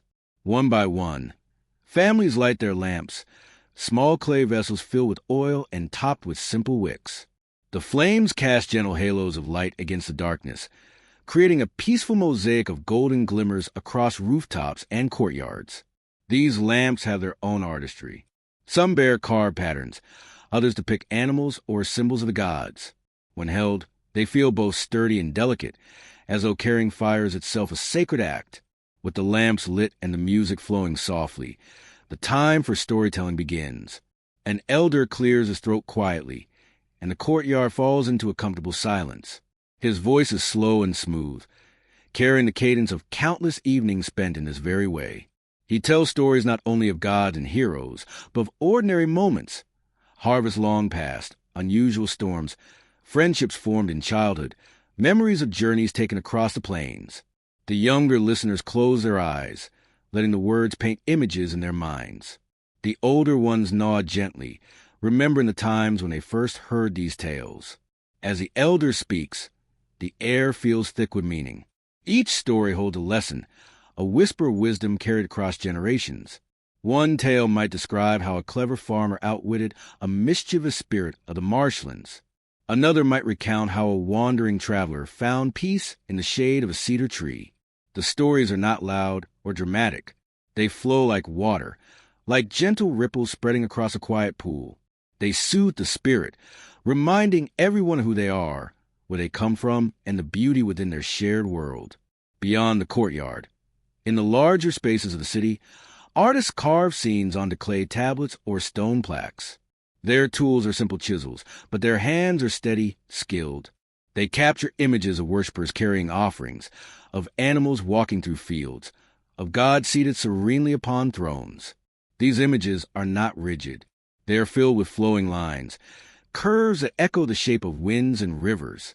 Each carving holds a story without the need for words, a snapshot of life preserved in the cool, durable touch of stone. Sometimes, musicians gather in small groups outside the temple. Their music is gentle, devotional, meant to please the gods and calm the hearts of the people. Their songs rise softly into the night, joining the quiet hum of insects, the distant splash of water, and the whisper of wind moving through reed thickets. Even the city walls seem to listen, holding the sound in their warm embrace. As the night deepens, the artistic energy softens. Weaving slows. Lutes rest against walls. Clay sculptures cool to the temperature of the night air. The storyteller's voice fades into contented silence. Lamps flicker lower, shadows become broader, and the city settles into peaceful slumber. Art, music, and storytelling in Sumer are not luxuries. They are woven into the rhythm of life, as essential as bread, water, and rest. They remind the people of the beauty around them, the shimmering river, the fields that feed them, the gods who guide them, and the warmth of companionship. Through these creative moments, the people express their hopes, fears, joys, and memories. And in the quiet glow of evening, as the stars appear one by one above the rooftops, the city feels like a living poem, a collection of gentle sounds, soft lights, and timeless stories drifting together under the vast Mesopotamian sky. In the long sweep of Sumerian history, there are moments when the quiet rhythms of life are disrupted, not by sudden catastrophe or roaring armies, but by slow tensions that gather like distant clouds on the horizon. For most of the year, the plains are peaceful. Farmers tend their fields, merchants wander the trade routes, and craftsmen shape clay and wool with patient hands.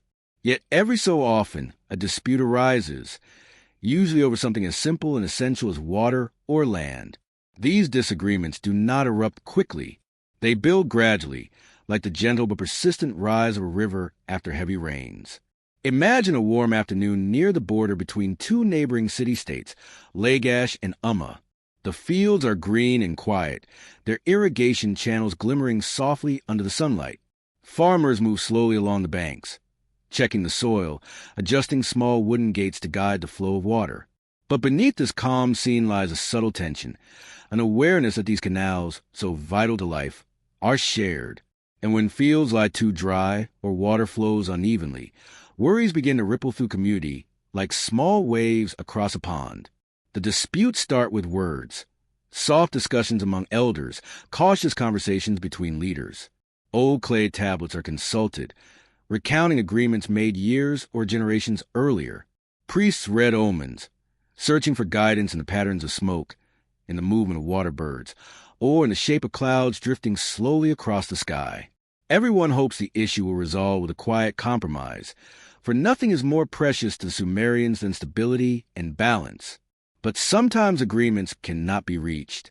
Sometimes the land grows too dry, or a canal seems to favor one city over another, and the quiet talks begin to deepen into something heavier.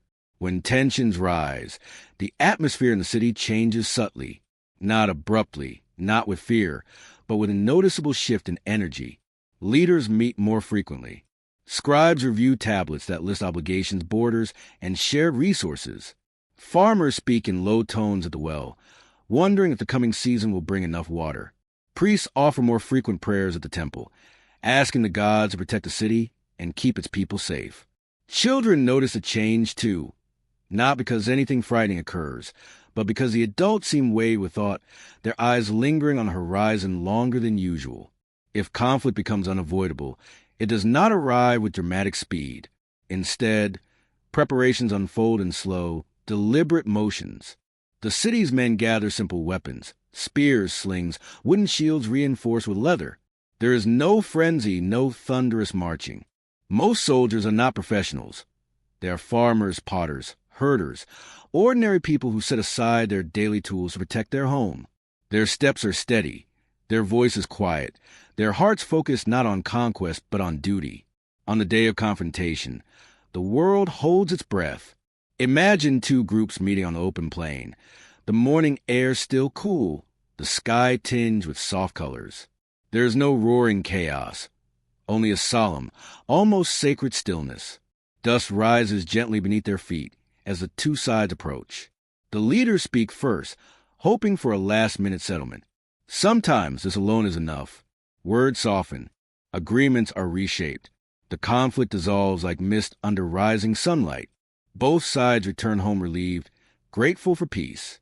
But on the rare occasions when battle cannot be avoided, it unfolds quietly compared to grand clashes described in later histories. The warriors move with caution, their motions deliberate rather than ferocious. The sounds are muted. The thud of feet against the earth, the soft clatter of wooden shields, the wind brushing across the plain. There is tension, of course, and fear, and the weight of uncertainty. But it does not consume the land with noise. Instead, it feels like an intense whisper, a moment where the world narrows to a fragile balance between human intention and the will of the gods. The battle does not last long. Sumerian conflicts are brief, settled quickly by the outcome of a single engagement. When one side yields or withdraws, the fighting ends. There is no pursuit, no devastation. The victors do not burn fields or raise temples. They simply reestablish control over the disputed land, mark the boundaries anew, and offer thanks to the gods for their protection. The defeated return home solemnly, but not destroyed. Life continues. The fields must still be tended. The animals must still be fed. The canals still need their gentle maintenance. After such a conflict, both cities seek to restore harmony. Priests perform rituals of cleansing and protection. Offerings are made, grain, bread, incense, to soothe any lingering spiritual imbalance. Scribes carve new agreements into tablets, hoping to prevent future misunderstandings.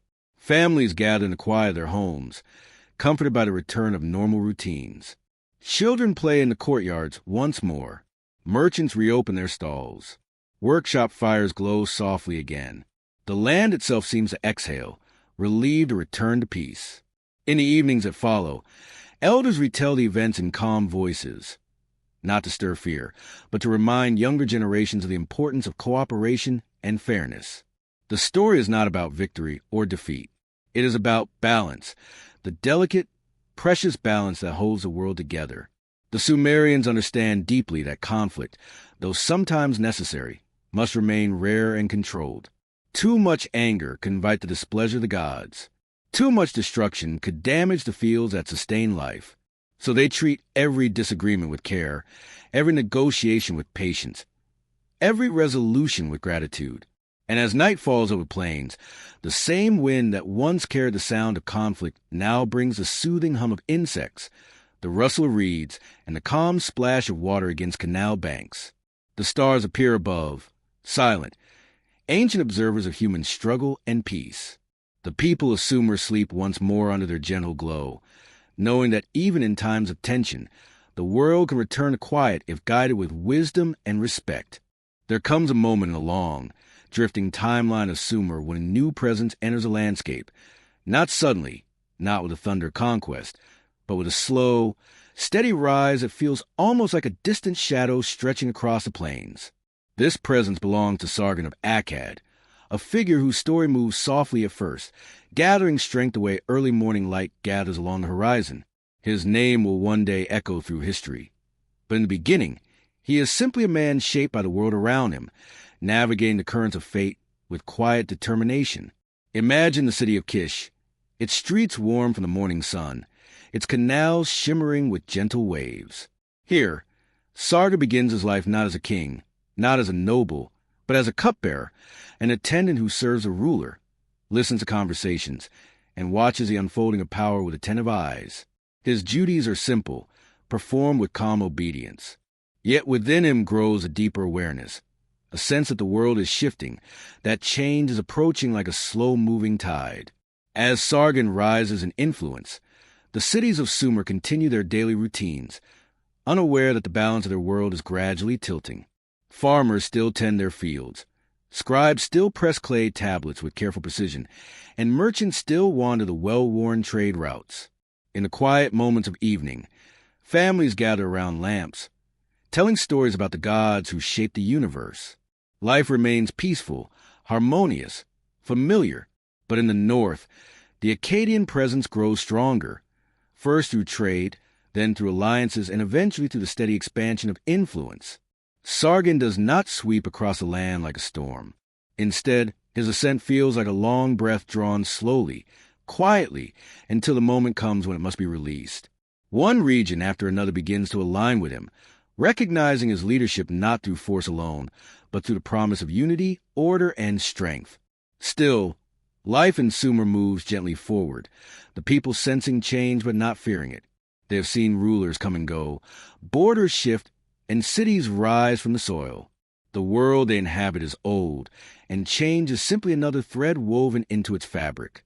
When Sargon finally brings the Sumerian cities under his rule, the transition is not marked by ruin or devastation. Instead, it feels like a long shadow passing across familiar ground, cool, steady, and undeniable. The city-states that once stood independently now find themselves part of a larger whole.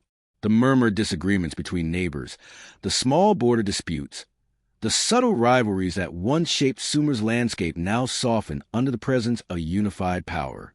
In the city of Uruk, once home to Gilgamesh, the people continue to worship Inanna, offering flowers and incense at her temple. In Nippur, sacred hymns still rise before dawn, drifting through the air like soft prayers. In Lagash, artisans continue to carve delicate scenes onto stone, their tools tapping gently against the cool surfaces. Nothing about daily life feels suddenly overturned. Instead, it seems to slip naturally into a new rhythm, guided by Sargon's presence, a rhythm steadier, broader, and infused with a sense of connection beyond local boundaries. Yet the change brings subtle differences. Akkadian officials begin to appear in the cities, speaking a language that flows differently, shaped by new sounds and structures. The Sumerians listen with curiosity, absorbing unfamiliar words, adapting slowly, the way water adapts to the shape of a new channel.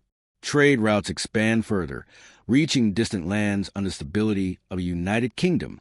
Scribes learn to record not only Sumerian words but Akkadian ones as well, their stylus strokes forming a blend of traditions. The unification does not erase Sumer. It folds a region into a broader identity, like a cherished piece of fabric sewn into a larger tapestry. Sumerian stories, beliefs, and customs continue to flow through the new kingdom. Priests still interpret the signs of the heavens. Farmers still read the cycles of the rivers. The gods of Sumer remain loved, revered, and honored. Their temples remain alive with offerings and chants. The old ways do not vanish. They simply share space with the new. Imagine Sargon riding through a city surrounded by calm admiration. Not fear, not resistance, but quiet acknowledgement. He carries himself not with harshness, but with the assurance of one who believes deeply in the order he is creating. His soldiers follow him in measured steps, their armor catching the sunlight, their expression steady and composed. The people watch, standing in doorways or leaning from rooftops, feeling the soft tension of change settling around them like a shifting breeze. Under Akkadian rule, the cities of Sumer experience a new era of structure. Roads are improved. Trade grows more organized. Regions once divided by language and custom begin to understand one another. A quiet network forms across the land, linking communities with stronger bonds. The change is not loud. It spreads like light through a veil, gradually, gracefully, illuminating everything in its path without disrupting the soft beauty of everyday life. In the evenings, when the heat of the day fades and the sky turns a deep shade of purple, the people no longer speak of themselves only as citizens of Uruk or Lagash or Uar. Some begin to see themselves as part of something wider, a kingdom that stretches across plains and rivers, woven together by the steady hand of Sargon. Yet even this new identity settles gently into the rhythm of life. It does not erase the past. It rests comfortably beside it, allowing both to exist in harmony. And so, the Akkadian shadow does not fall like darkness. It falls like twilight, soft, cooling, bringing a new tone to the world while still allowing the familiar shapes of Sumer to remain visible. Families continue to tell stories under lamplight, stories of gods and heroes, of old kings and young dreamers. Sargon himself becomes one of these stories, spoken not with fear but with quiet awe, as someone who shaped the land, who brought unity where fragmentation once lay. By the time night deepens and stars emerge above the rooftops, the changes have already settled into the hearts of the people. They breathe the same warm air, walk the same narrow streets, and sleep within the same mud brick homes they have always known. Only now, the world feels slightly larger, slightly more connected, gently guided by a force that came from beyond their own horizon. In this quiet merging of old and new, Sumer endures, not as a vanished kingdom, but as a living spirit carried forward to the gentle unfolding of time. After the long, steady shadow of the Akkadian Empire stretches across the lands of Sumer, the world begins to shift again, slowly, quietly, like the soft turning of seasons. No empire lasts forever, not even one built with the careful structure and ambition of Sargon's rule. Over time, the Akkadian world weakens. Drought whispers across the fields. Trade routes thin. Cities grow quieter.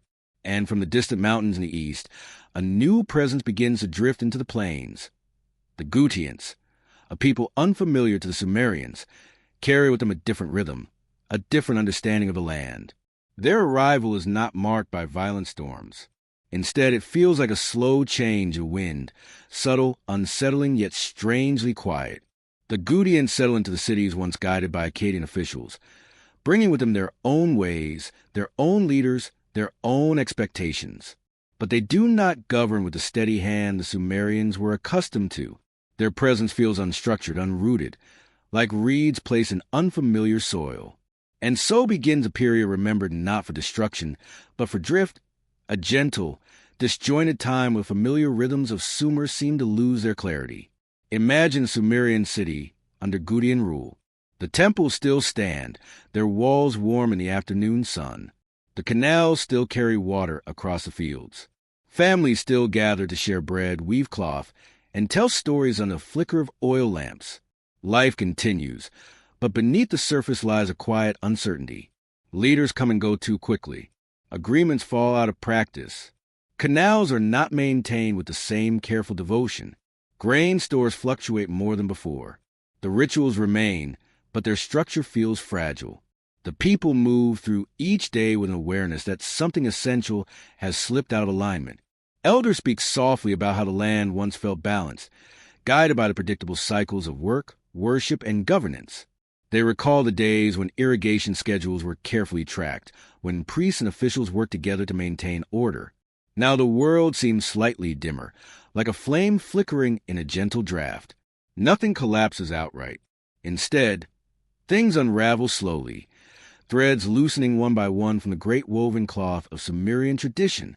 But even in this drifting time, the spirit of Sumer remains. The people continue to gather in courtyards at dusk, their voices rising in quiet songs. Farmers still walk the fields each morning, pressing their hands into the soil to judge its needs. Mothers still teach their children the old prayers, whispering the names of the gods with love and reverence. Life finds ways to continue, even when the world shifts around it. Somewhere in the city of Ur, a young scribe sits in a dim room, shaping symbols on a clay tablet. His movements are careful, precise, filled with the same devotion that guided scribes generations before him. He does not know if his work will matter in the future, but he continues anyway, trusting in the quiet importance of writing, of remembering, of preserving the flow of time. In this simple act, the Sumerian heart beats on, and then, gradually, like a long exhale after years of imbalance, the land begins to find its rhythm again. From the city of Ur rises a new leader, Ur-Nammu, a man determined to bring structure, calm, and harmony back to the plains of Sumer. His arrival does not come with thunder or force. It comes with quiet resolve, steady planning, and a deep understanding of the old traditions that shaped the region for centuries. Imagine the city of Ur awakening to this new sense of purpose. Workers begin repairing canals with renewed vigor, shaping mud bricks with care, restoring pathways long neglected. Scribes gather in administrative rooms, sorting old tablets, organizing records, creating new systems to track labor and harvests. Priests return to rituals with refreshed devotion, interpreting omens and guiding the people toward unity. Families feel hope stirring, soft at first, like the first warm breeze after a cold season, then steady and reassuring. The Gudians, whose rule shaped a quiet, drifting era, begin to fade from the land. Some return to the mountains they came from. Others settle among the Sumerians, their presence absorbed into the steady heartbeat of the region.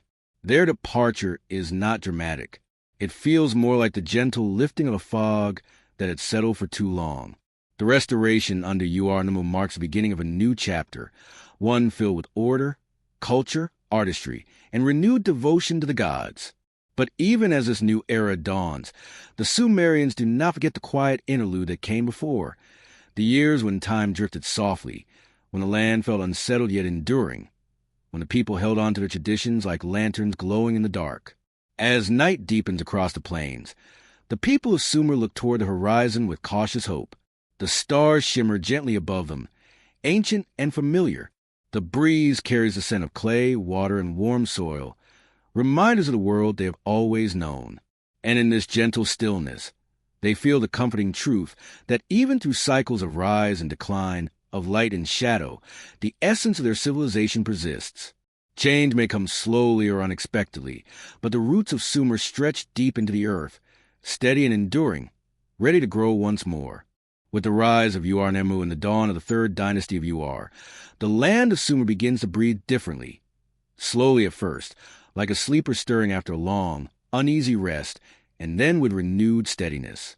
The drifting uncertainty of the Gudian years fades into memory, replaced by a gentle but growing sense of order. The people feel in the air, in the structure of their days, in the quiet confidence returning to the fields and canals. This era is not remembered for war or conquest, but for restoration, refinement, and calm dedication to rebuilding what time had worn thin. Imagine walking through the city of Ur in the early morning. The first light of dawn spreads across the rooftops, turning the mud brick walls a soft shade of gold. Workers move through the streets with quiet purpose, carrying tools, baskets, and freshly shaped bricks. The canals hum with flowing water, guided with precision through channels repaired and redesigned. Everything feels deliberate, thoughtful, a world being gently reshaped by hands that remember the old ways and envision something even greater. At the heart of this renewal stands Ur-Nammu, a leader whose name echoes through history not for battles won but for harmony restored. Under his guidance, the city becomes a center of stability and culture.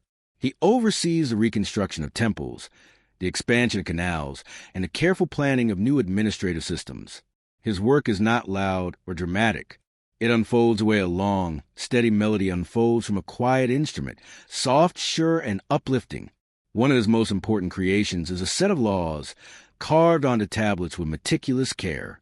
These laws are not rigid commands but gentle guidelines, meant to bring fairness into daily exchanges. They speak of property, marriage, labor, and injury, reflecting the daily concerns of ordinary people. The language is simple, the tone balanced. It feels less like the voice of authority and more like the voice of a wise elder offering structure to a growing family. When citizens hear the laws read aloud, they feel comfort rather than fear, knowing that justice now has a clear, steady form. As the administrative life of Ur strengthens, culture begins to flourish too. Scribes gather in small rooms lined with tablets, their styluses tapping softly in rhythmic patterns. They record harvest ceremonies, offerings, and poems. They copy older stories and shape new ones. With each mark in clay, they carry forward the knowledge of generations, preserving the heartbeat of Sumerian civilization. The room is quiet, peaceful, filled with the scent of drying clay and the soft brushing of reed against tablet. Outside, artisans return to their craft with renewed inspiration. Potters shape elegant bowls, vases, and jars, giving each piece a subtle curve that reflects the fluidity of the rivers. Weavers create cloth smooth enough to drape, like gentle water, over the shoulders. Metal workers form tools and ornaments that shine, under the sunlight. Every craft feels elevated, touched by the spirit of a culture regaining its confidence. Workers rebuild temples not simply as places of worship, but as architectural marvels infused with meaning. Layer by layer, bricks rise into ziggurats once again, step structures that blend earth and sky, symbolizing the connection between humans and the gods. The construction is slow and deliberate. Footsteps echo softly on the ascending steps as builders shape the structure with patience. Priests watch from below, breathing quiet prayers into the dusty air, grateful to witness the renewal of sacred spaces. Inside these temples, rituals regain their rhythm. Offerings are placed on altars, bowls of dates, milk, barley, and fragrant oils. Hymns drift upward as priests chant in low, melodic tones. The sound echoes gently through the chambers, creating a feeling of timelessness, as though the world beyond has momentarily slowed to listen. Incense curls into the air, its scent warm and calming, mingling with the soft glow of lamplight. Worshippers kneel with bowed heads, their hearts steady, their spirits anchored by the certainty that the gods are once again honored in the fullness they deserve. But the revival of Sumer is not confined to temples or laws. It reaches the fields, the true lifeblood of the land. Under the renewed direction of Uarnemu and the leaders who follow him, irrigation systems are restored and expanded. Canals stretch farther than before, guiding water into new areas of soil. Farmers notice the difference almost immediately. Barley grows thicker. Date palms bear sweeter fruit. The land seems to sigh with relief as its ancient veins flow freely again. In the afternoons, the fields are alive with activity. Farmers move slowly through their crops, examining each row with care. Water trickles softly along the irrigation channels. Its sound like a quiet lullaby. Children carry baskets, laughing as they splash their hands in the shallow canals. The air is warm but gentle, filled with the scent of ripening grain. This new era brings something else too, a renewed interest in learning. Schools for scribes, known as adubbas, hum with activity. Young students sit cross-legged on the ground, shaping signs into clay with concentration. Teachers walk among them, offering gentle corrections, praising effort, repeating lessons with patient tones. The students' tablets line the walls in neat rows, each one a small testament to the growth of knowledge. Learning in Sumer is not rushed. It spreads slowly, like calm water soaking into soil. At the palace, officials gather daily. Their meetings are not chaotic, but measured. They speak softly, reviewing records, discussing plans, offering advice. Clay tablets pass from hand to hand, each one holding important details. Taxes collected, workers assigned, goods delivered, temple offerings counted. The structure of the government becomes a living thing, its purpose rooted in organization rather than control. Trade flourishes again, too. Merchants journey beyond the borders, carry with them textiles, pottery tools, and beautifully carved ornaments. They return with new materials, stones, metals, fragrant woods, each one enhancing the richness of Sumerian culture. At the docks, boats glide in and out of waterways, their hulls loaded with goods wrapped in cloth or packed in baskets. Their movement creates soft ripples across the water, a rhythmic motion that mirrors the calm pulse of the city. As the sun sets over Uar, the city transforms into a tapestry of warm glows. Lamps flicker in windows. Families gather in courtyards to enjoy meals together. Bread still warm from the oven, vegetables seasoned lightly, dates sweet and satisfying. They talk about their day, share stories, laugh softly. Children listen as elders recount old myths, stories of Enki's wisdom, Inanna's journeys, Utu's light traveling across the sky. These stories are not told with urgency. They drift through the air gently, becoming part of the night like distant stars. The sense of peace, order, and cultural richness deepens year by year, continuing even after Uarnemu's time under the rule of his son Shulgi. Shulgi strengthens what his father built with remarkable dedication. There comes a time, even in the most flourishing eras of history, when the gentle glow of prosperity begins to dim. Not suddenly, not sharply, but with the softness of an evening sky losing its light. For Sumer, this fading does not arrive as catastrophe. It arrives as a long, slow quieting, like a once bustling marketplace becoming still at dusk. The fields still sway with barley, the rivers still wind their familiar paths, and the temples still echo with prayers. Yet the harmony that once defined the land begins to loosen, thread by delicate thread. The decline of Sumer is not a single event. It is a gradual unfolding. Imagine standing in the city of Ur during this time. The ziggurat still towers above, warmed by the sun each morning. The workers still pass through the gates with tools at their sides. The markets still hum with simple exchanges of food, pottery, and cloth. Life continues. Yet beneath the surface, something feels different. People speak of small changes. The canals are harder to maintain. The rains feel less predictable. The harvest slightly thinner than before. Nothing is dramatic, but everything feels slightly off-center, as though the world has shifted a few steps to the side. Environmental changes play their own quiet part. The rivers become temperamental. Floods arrive in years when they are not needed. Drought settles in when the fields thirst for water. The delicate balance that sustains Sumer's agriculture begins to falter. Farmers kneel beside their fields, pressing soil between their fingers, wondering why the earth feels firmer, why it cracks sooner, why the crops respond more slowly. The Tigris and Euphrates, once gentle guardians of life, now seem less dependable, whispering of changes far beyond human control. As nature shifts, so do the movements of people. Groups from the western deserts and eastern mountains begin to migrate toward the fertile plains, drawn by the promise of water and soil. They do not come as conquerors at first. They arrive as wanderers. Small families, caravans, herders seeking safer ground. Their presence blends into the landscape, quietly at first, but gradually, slowly, their customs, languages, and rhythms merge with those of Sumer, altering the cultural fabric like a new thread woven into an old tapestry. The Sumerians are not hostile. They have always understood that the land is a shared gift. But the more newcomers arrive, the more the balance of their society stretches and shifts. Within the cities, leadership begins to weaken, not suddenly, simply through the gentle erosion of strength. Laws become harder to enforce. Administrative systems that once ran smoothly now require more effort. Scribes find themselves recording more disputes, more irregularities, more signs of strain. The long-distance trade routes that once brought color and variety into the cities become less reliable.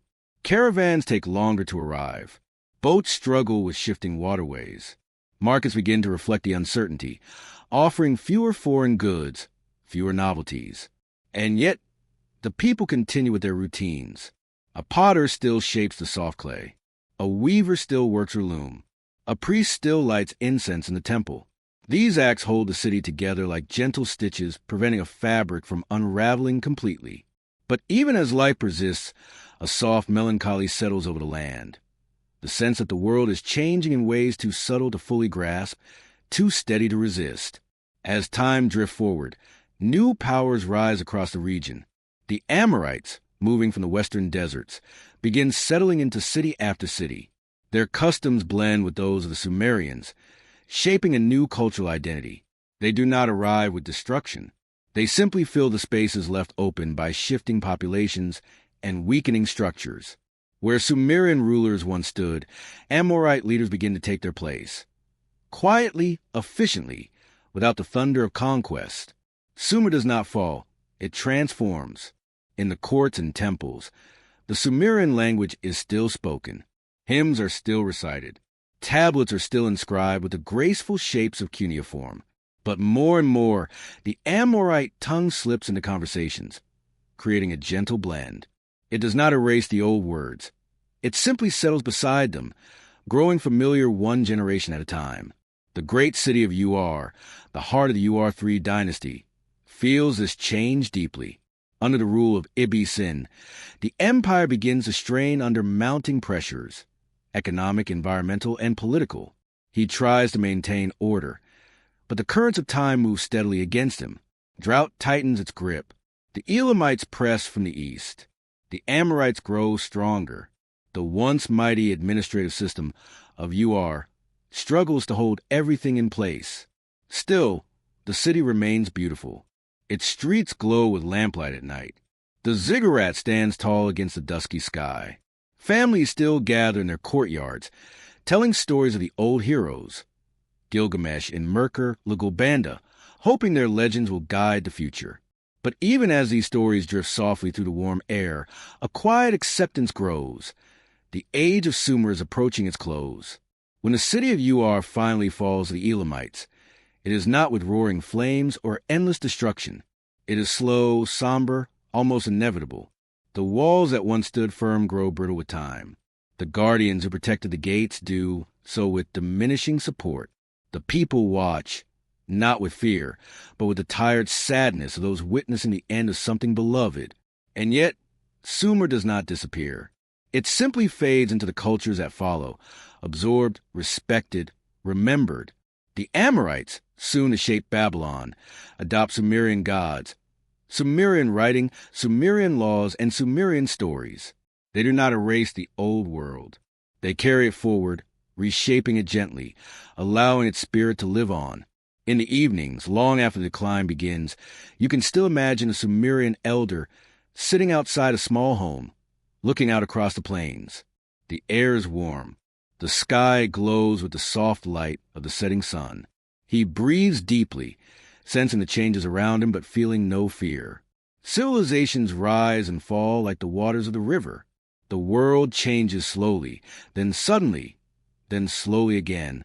What remains is a memory of the people, the stories they told, the clay tablets they shaped, and the quiet strength with which they lived. The slow fade of Sumer is not a tragedy. It is a transition, gentle, inevitable, woven softly into the long story of humanity.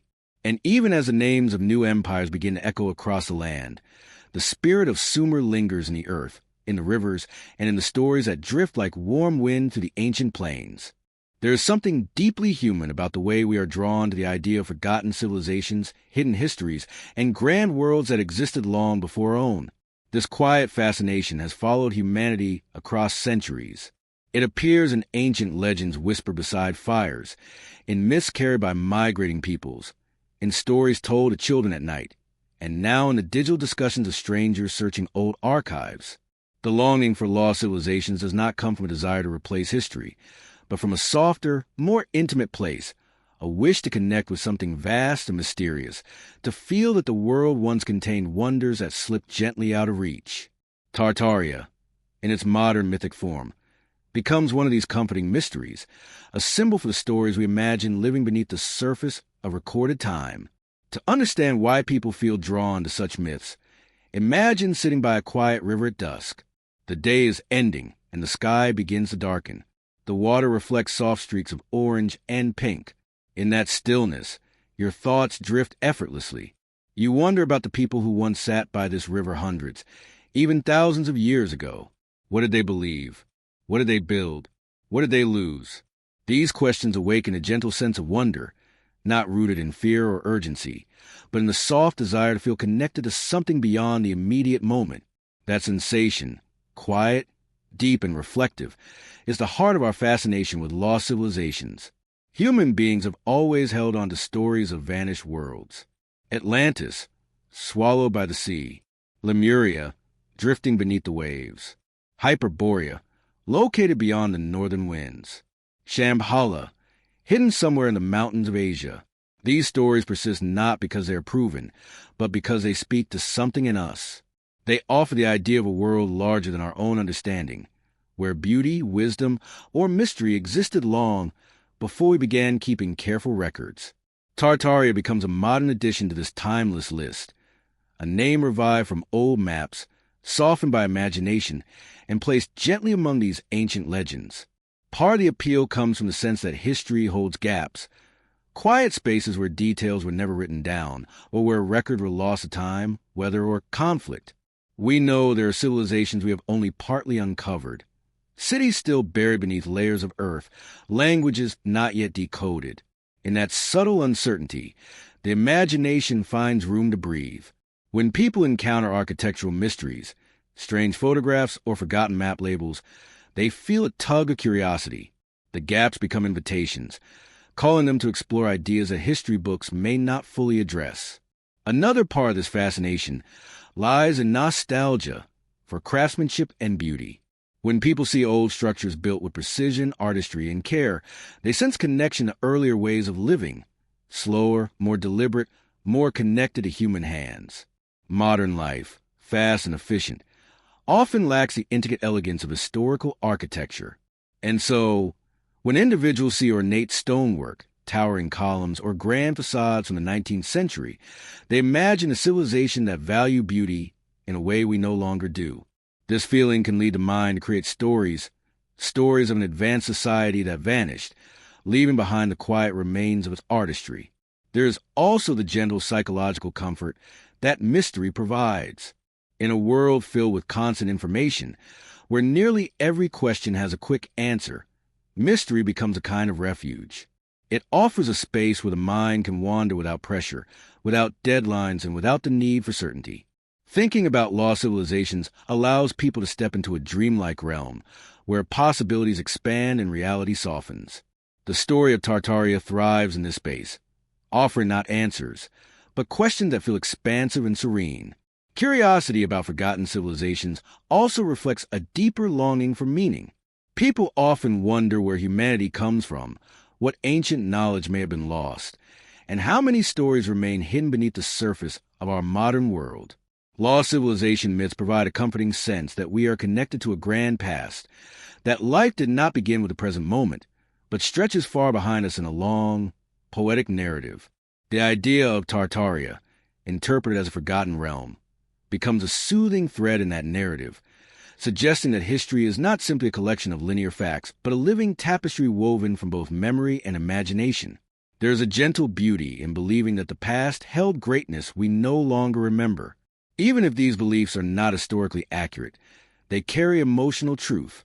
They remind us that human beings are capable of extraordinary creativity, resilience, and innovation. When people imagine Tartaria as a realm of majestic architecture and lost technologies, they are expressing admiration for human potential, past, present, and future. They are dreaming of a world where beauty and knowledge flourish together, where people built with purpose and live deeply connected to their environment. The fascination also reflects a yearning for unity. Many modern myths imagine lost civilizations as peaceful, harmonious societies, untouched by the divisions and complexities of the modern world. Tartaria, in these interpretations, becomes a symbol of a unified human past, a world where people shared architecture, culture, or technology before being scattered by time. Whether or not such unity ever existed does not diminish the emotional appeal. The myth becomes a gentle vision of what humanity could be, a reminder of shared possibility. And perhaps the deepest reason people are drawn to lost civilizations is the universal human desire for wonder. From childhood, we carry a soft longing for the mysterious, for treasure maps, hidden worlds, ancient ruins overgrown with vines. These dreams stay with us into adulthood, even if they become quiet, tucked away beneath responsibilities and routines. When people stumble across maps labeled with Great Tartary, or images of buildings with buried lower floors, or traces of forgotten architecture, that childhood sense of mystery is rekindled. It rises like a gentle tide, reminding them that the world is still full of things we do not fully understand. The modern fascination with Tartaria is not just about the past. It is also about what the past represents, a canvas for imagination, a space for wonder, a bridge between what we know and what we feel. The story invites people to slow down, to question softly, to explore gently. It blends history with wistfulness, reality with dream, fact with possibility. And in that blending lies a quiet magic that keeps the idea alive. Even after Sumer cities faded into the long, quiet history, something of them remained, soft, subtle, woven gently into the world that followed. Their buildings may have melted back into the earth. Their streets vanished beneath drifting soil, but their influence continued like a faint echo carried on a warm breeze. You can almost feel it when you think of how humans write, measure, tell stories, or build their lives today. The Sumerians were among the first to shape these patterns, leaving behind traces that still glow softly beneath the surface of our modern world. Their greatest gift was writing, born from simple marks in soft clay, first used for accounting grain and guiding trade. From those small, practical signs grew the idea that thoughts could be preserved, shared, and remembered across generations. Every written word today, no matter the language, carries a distant memory of those first impressions pressed by a reed stylus in ancient Sumer. Their laws, too, form the earliest foundations of justice, rules carved gently into tablets so people could live with fairness and understanding. The structure of our days, the minutes in an hour, the degrees in a circle, all whisper the Sumerian number system that first sought to understand time and space. Their stories, of gods, of heroes, of friendships and loss, still resonate because they speak to the emotions that never change. When someone wonders about life's meaning or feels the weight of time passing, they share the same quiet thoughts the Sumerians once had beneath the same night sky. Though their temples have crumbled and their cities rest in silence, Sumer lives on, not in stone, but in memory, in language, in numbers, in stories, and in the simple ways humans continue to dream. As the long journey across ancient Sumer comes to its final moments, the world around you settles into a calm, quiet stillness. The plains stretch softly beneath a sky beginning to dim, the horizon brushed with the warm colors of a fading sun. Everything that once felt so large, cities rising from clay, rivers winding through fertile fields, temples reaching toward the heavens, now seems wrapped in a gentle hush. It is as if the entire land is exhaling after thousands of years of memory, preparing to drift calmly into the comforting folds of night. You begin to walk across the silent plain, feeling the soft earth beneath your feet. The wind carries a faint whisper of stories, tales that have traveled through centuries, drifting like dust across the land. These stories, once etched into clay tablets, once spoken in bustling marketplaces, once sung in temples lit by flickering oil lamps, now hover in the air around you, warm and familiar. They belong to a world that no longer stands, yet somehow still breathes. The ancient cities rest beneath the soil, but their presence lingers. If you close your eyes, you can almost hear the distant rhythm of life that once filled these spaces. The steady clatter of potters shaping clay, the low rustle of reeds used to weave baskets, the gentle hum of irrigation water sliding through narrow channels, the quiet footsteps of priests ascending temple steps at dawn. These sounds are soft now, like echoes heard in a dream, fading with each step you take deeper into twilight. As you continue, the quiet grows deeper. The world feels timeless, suspended in a moment that stretches gently between past and present. You pass the place where the great city of Ur once stood, its ziggurat rising proudly against the sky, its courtyards filled with laughter and prayer. Now the wind moves through the tall grass that covers its foundations, brushing softly against the landscape like a hand smoothing a blanket over a resting child. In the distance, the rivers shimmer faintly, reflecting the last slivers of daylight. The Tigris and Euphrates, ancient guardians of this land, continue their slow, winding journey through fields and marshes. They no longer carry the bustling boats of Sumerian traders, but they hold the memory of every life that depended on their waters. Their flow has seen empires rise and fall, seen prayers whispered into morning air, seen the footprints of countless generations fade into the soil. Tonight, they move quietly, peacefully, like long silver threads stitching the land together one last time. As the sun dips further, the sky deepens into a soft violet. Stars begin to appear. First one, then several more, until the whole sky becomes a gentle, glittering canopy. These are the same stars the Sumerians watched thousands of years ago. They guided their calendars, shaped their myths, and inspired their stories. You imagine a Sumerian shepherd looking at this very sky, leaning against a cool rock, feeling the same calm wash over him as he listened to the distant calls of animals settling for the night. The warmth of the day fades slowly, replaced by a tender coolness that wraps around you like a soft linen cloth. A sense of stillness settles into your bones. The world feels safe, grounded, connected to something ancient and steady. You realize although Sumer has slipped into history, its spirit remains alive, in the stars and the rivers, in the quiet breath of the land, and now, gently, in your own understanding. You pause for a long moment, standing in the middle of the silent plain, letting the calmness sink into you. Everything you have witnessed in this journey, from the earliest settlers shaping reeds into huts, to the rise of mighty cities, to the tender rituals of worship, to the stories carved into clay, shimmers softly in your memory. These scenes do not feel distant. They feel close, familiar, like memories from a long-forgotten dream that you are finally remembering. And then, almost imperceptibly, the land grows even quieter. The wind slows. The sky darkens further. The world seems to settle into a final, peaceful rest. You feel a gentle sense of closure, an understanding that the journey through Sumer has come full circle. The stories have been told. The memories have been honored. The people who lived and loved and worked here have been heard once more. As you turn your gaze to the horizon, the last glow of sunlight fades into dusk.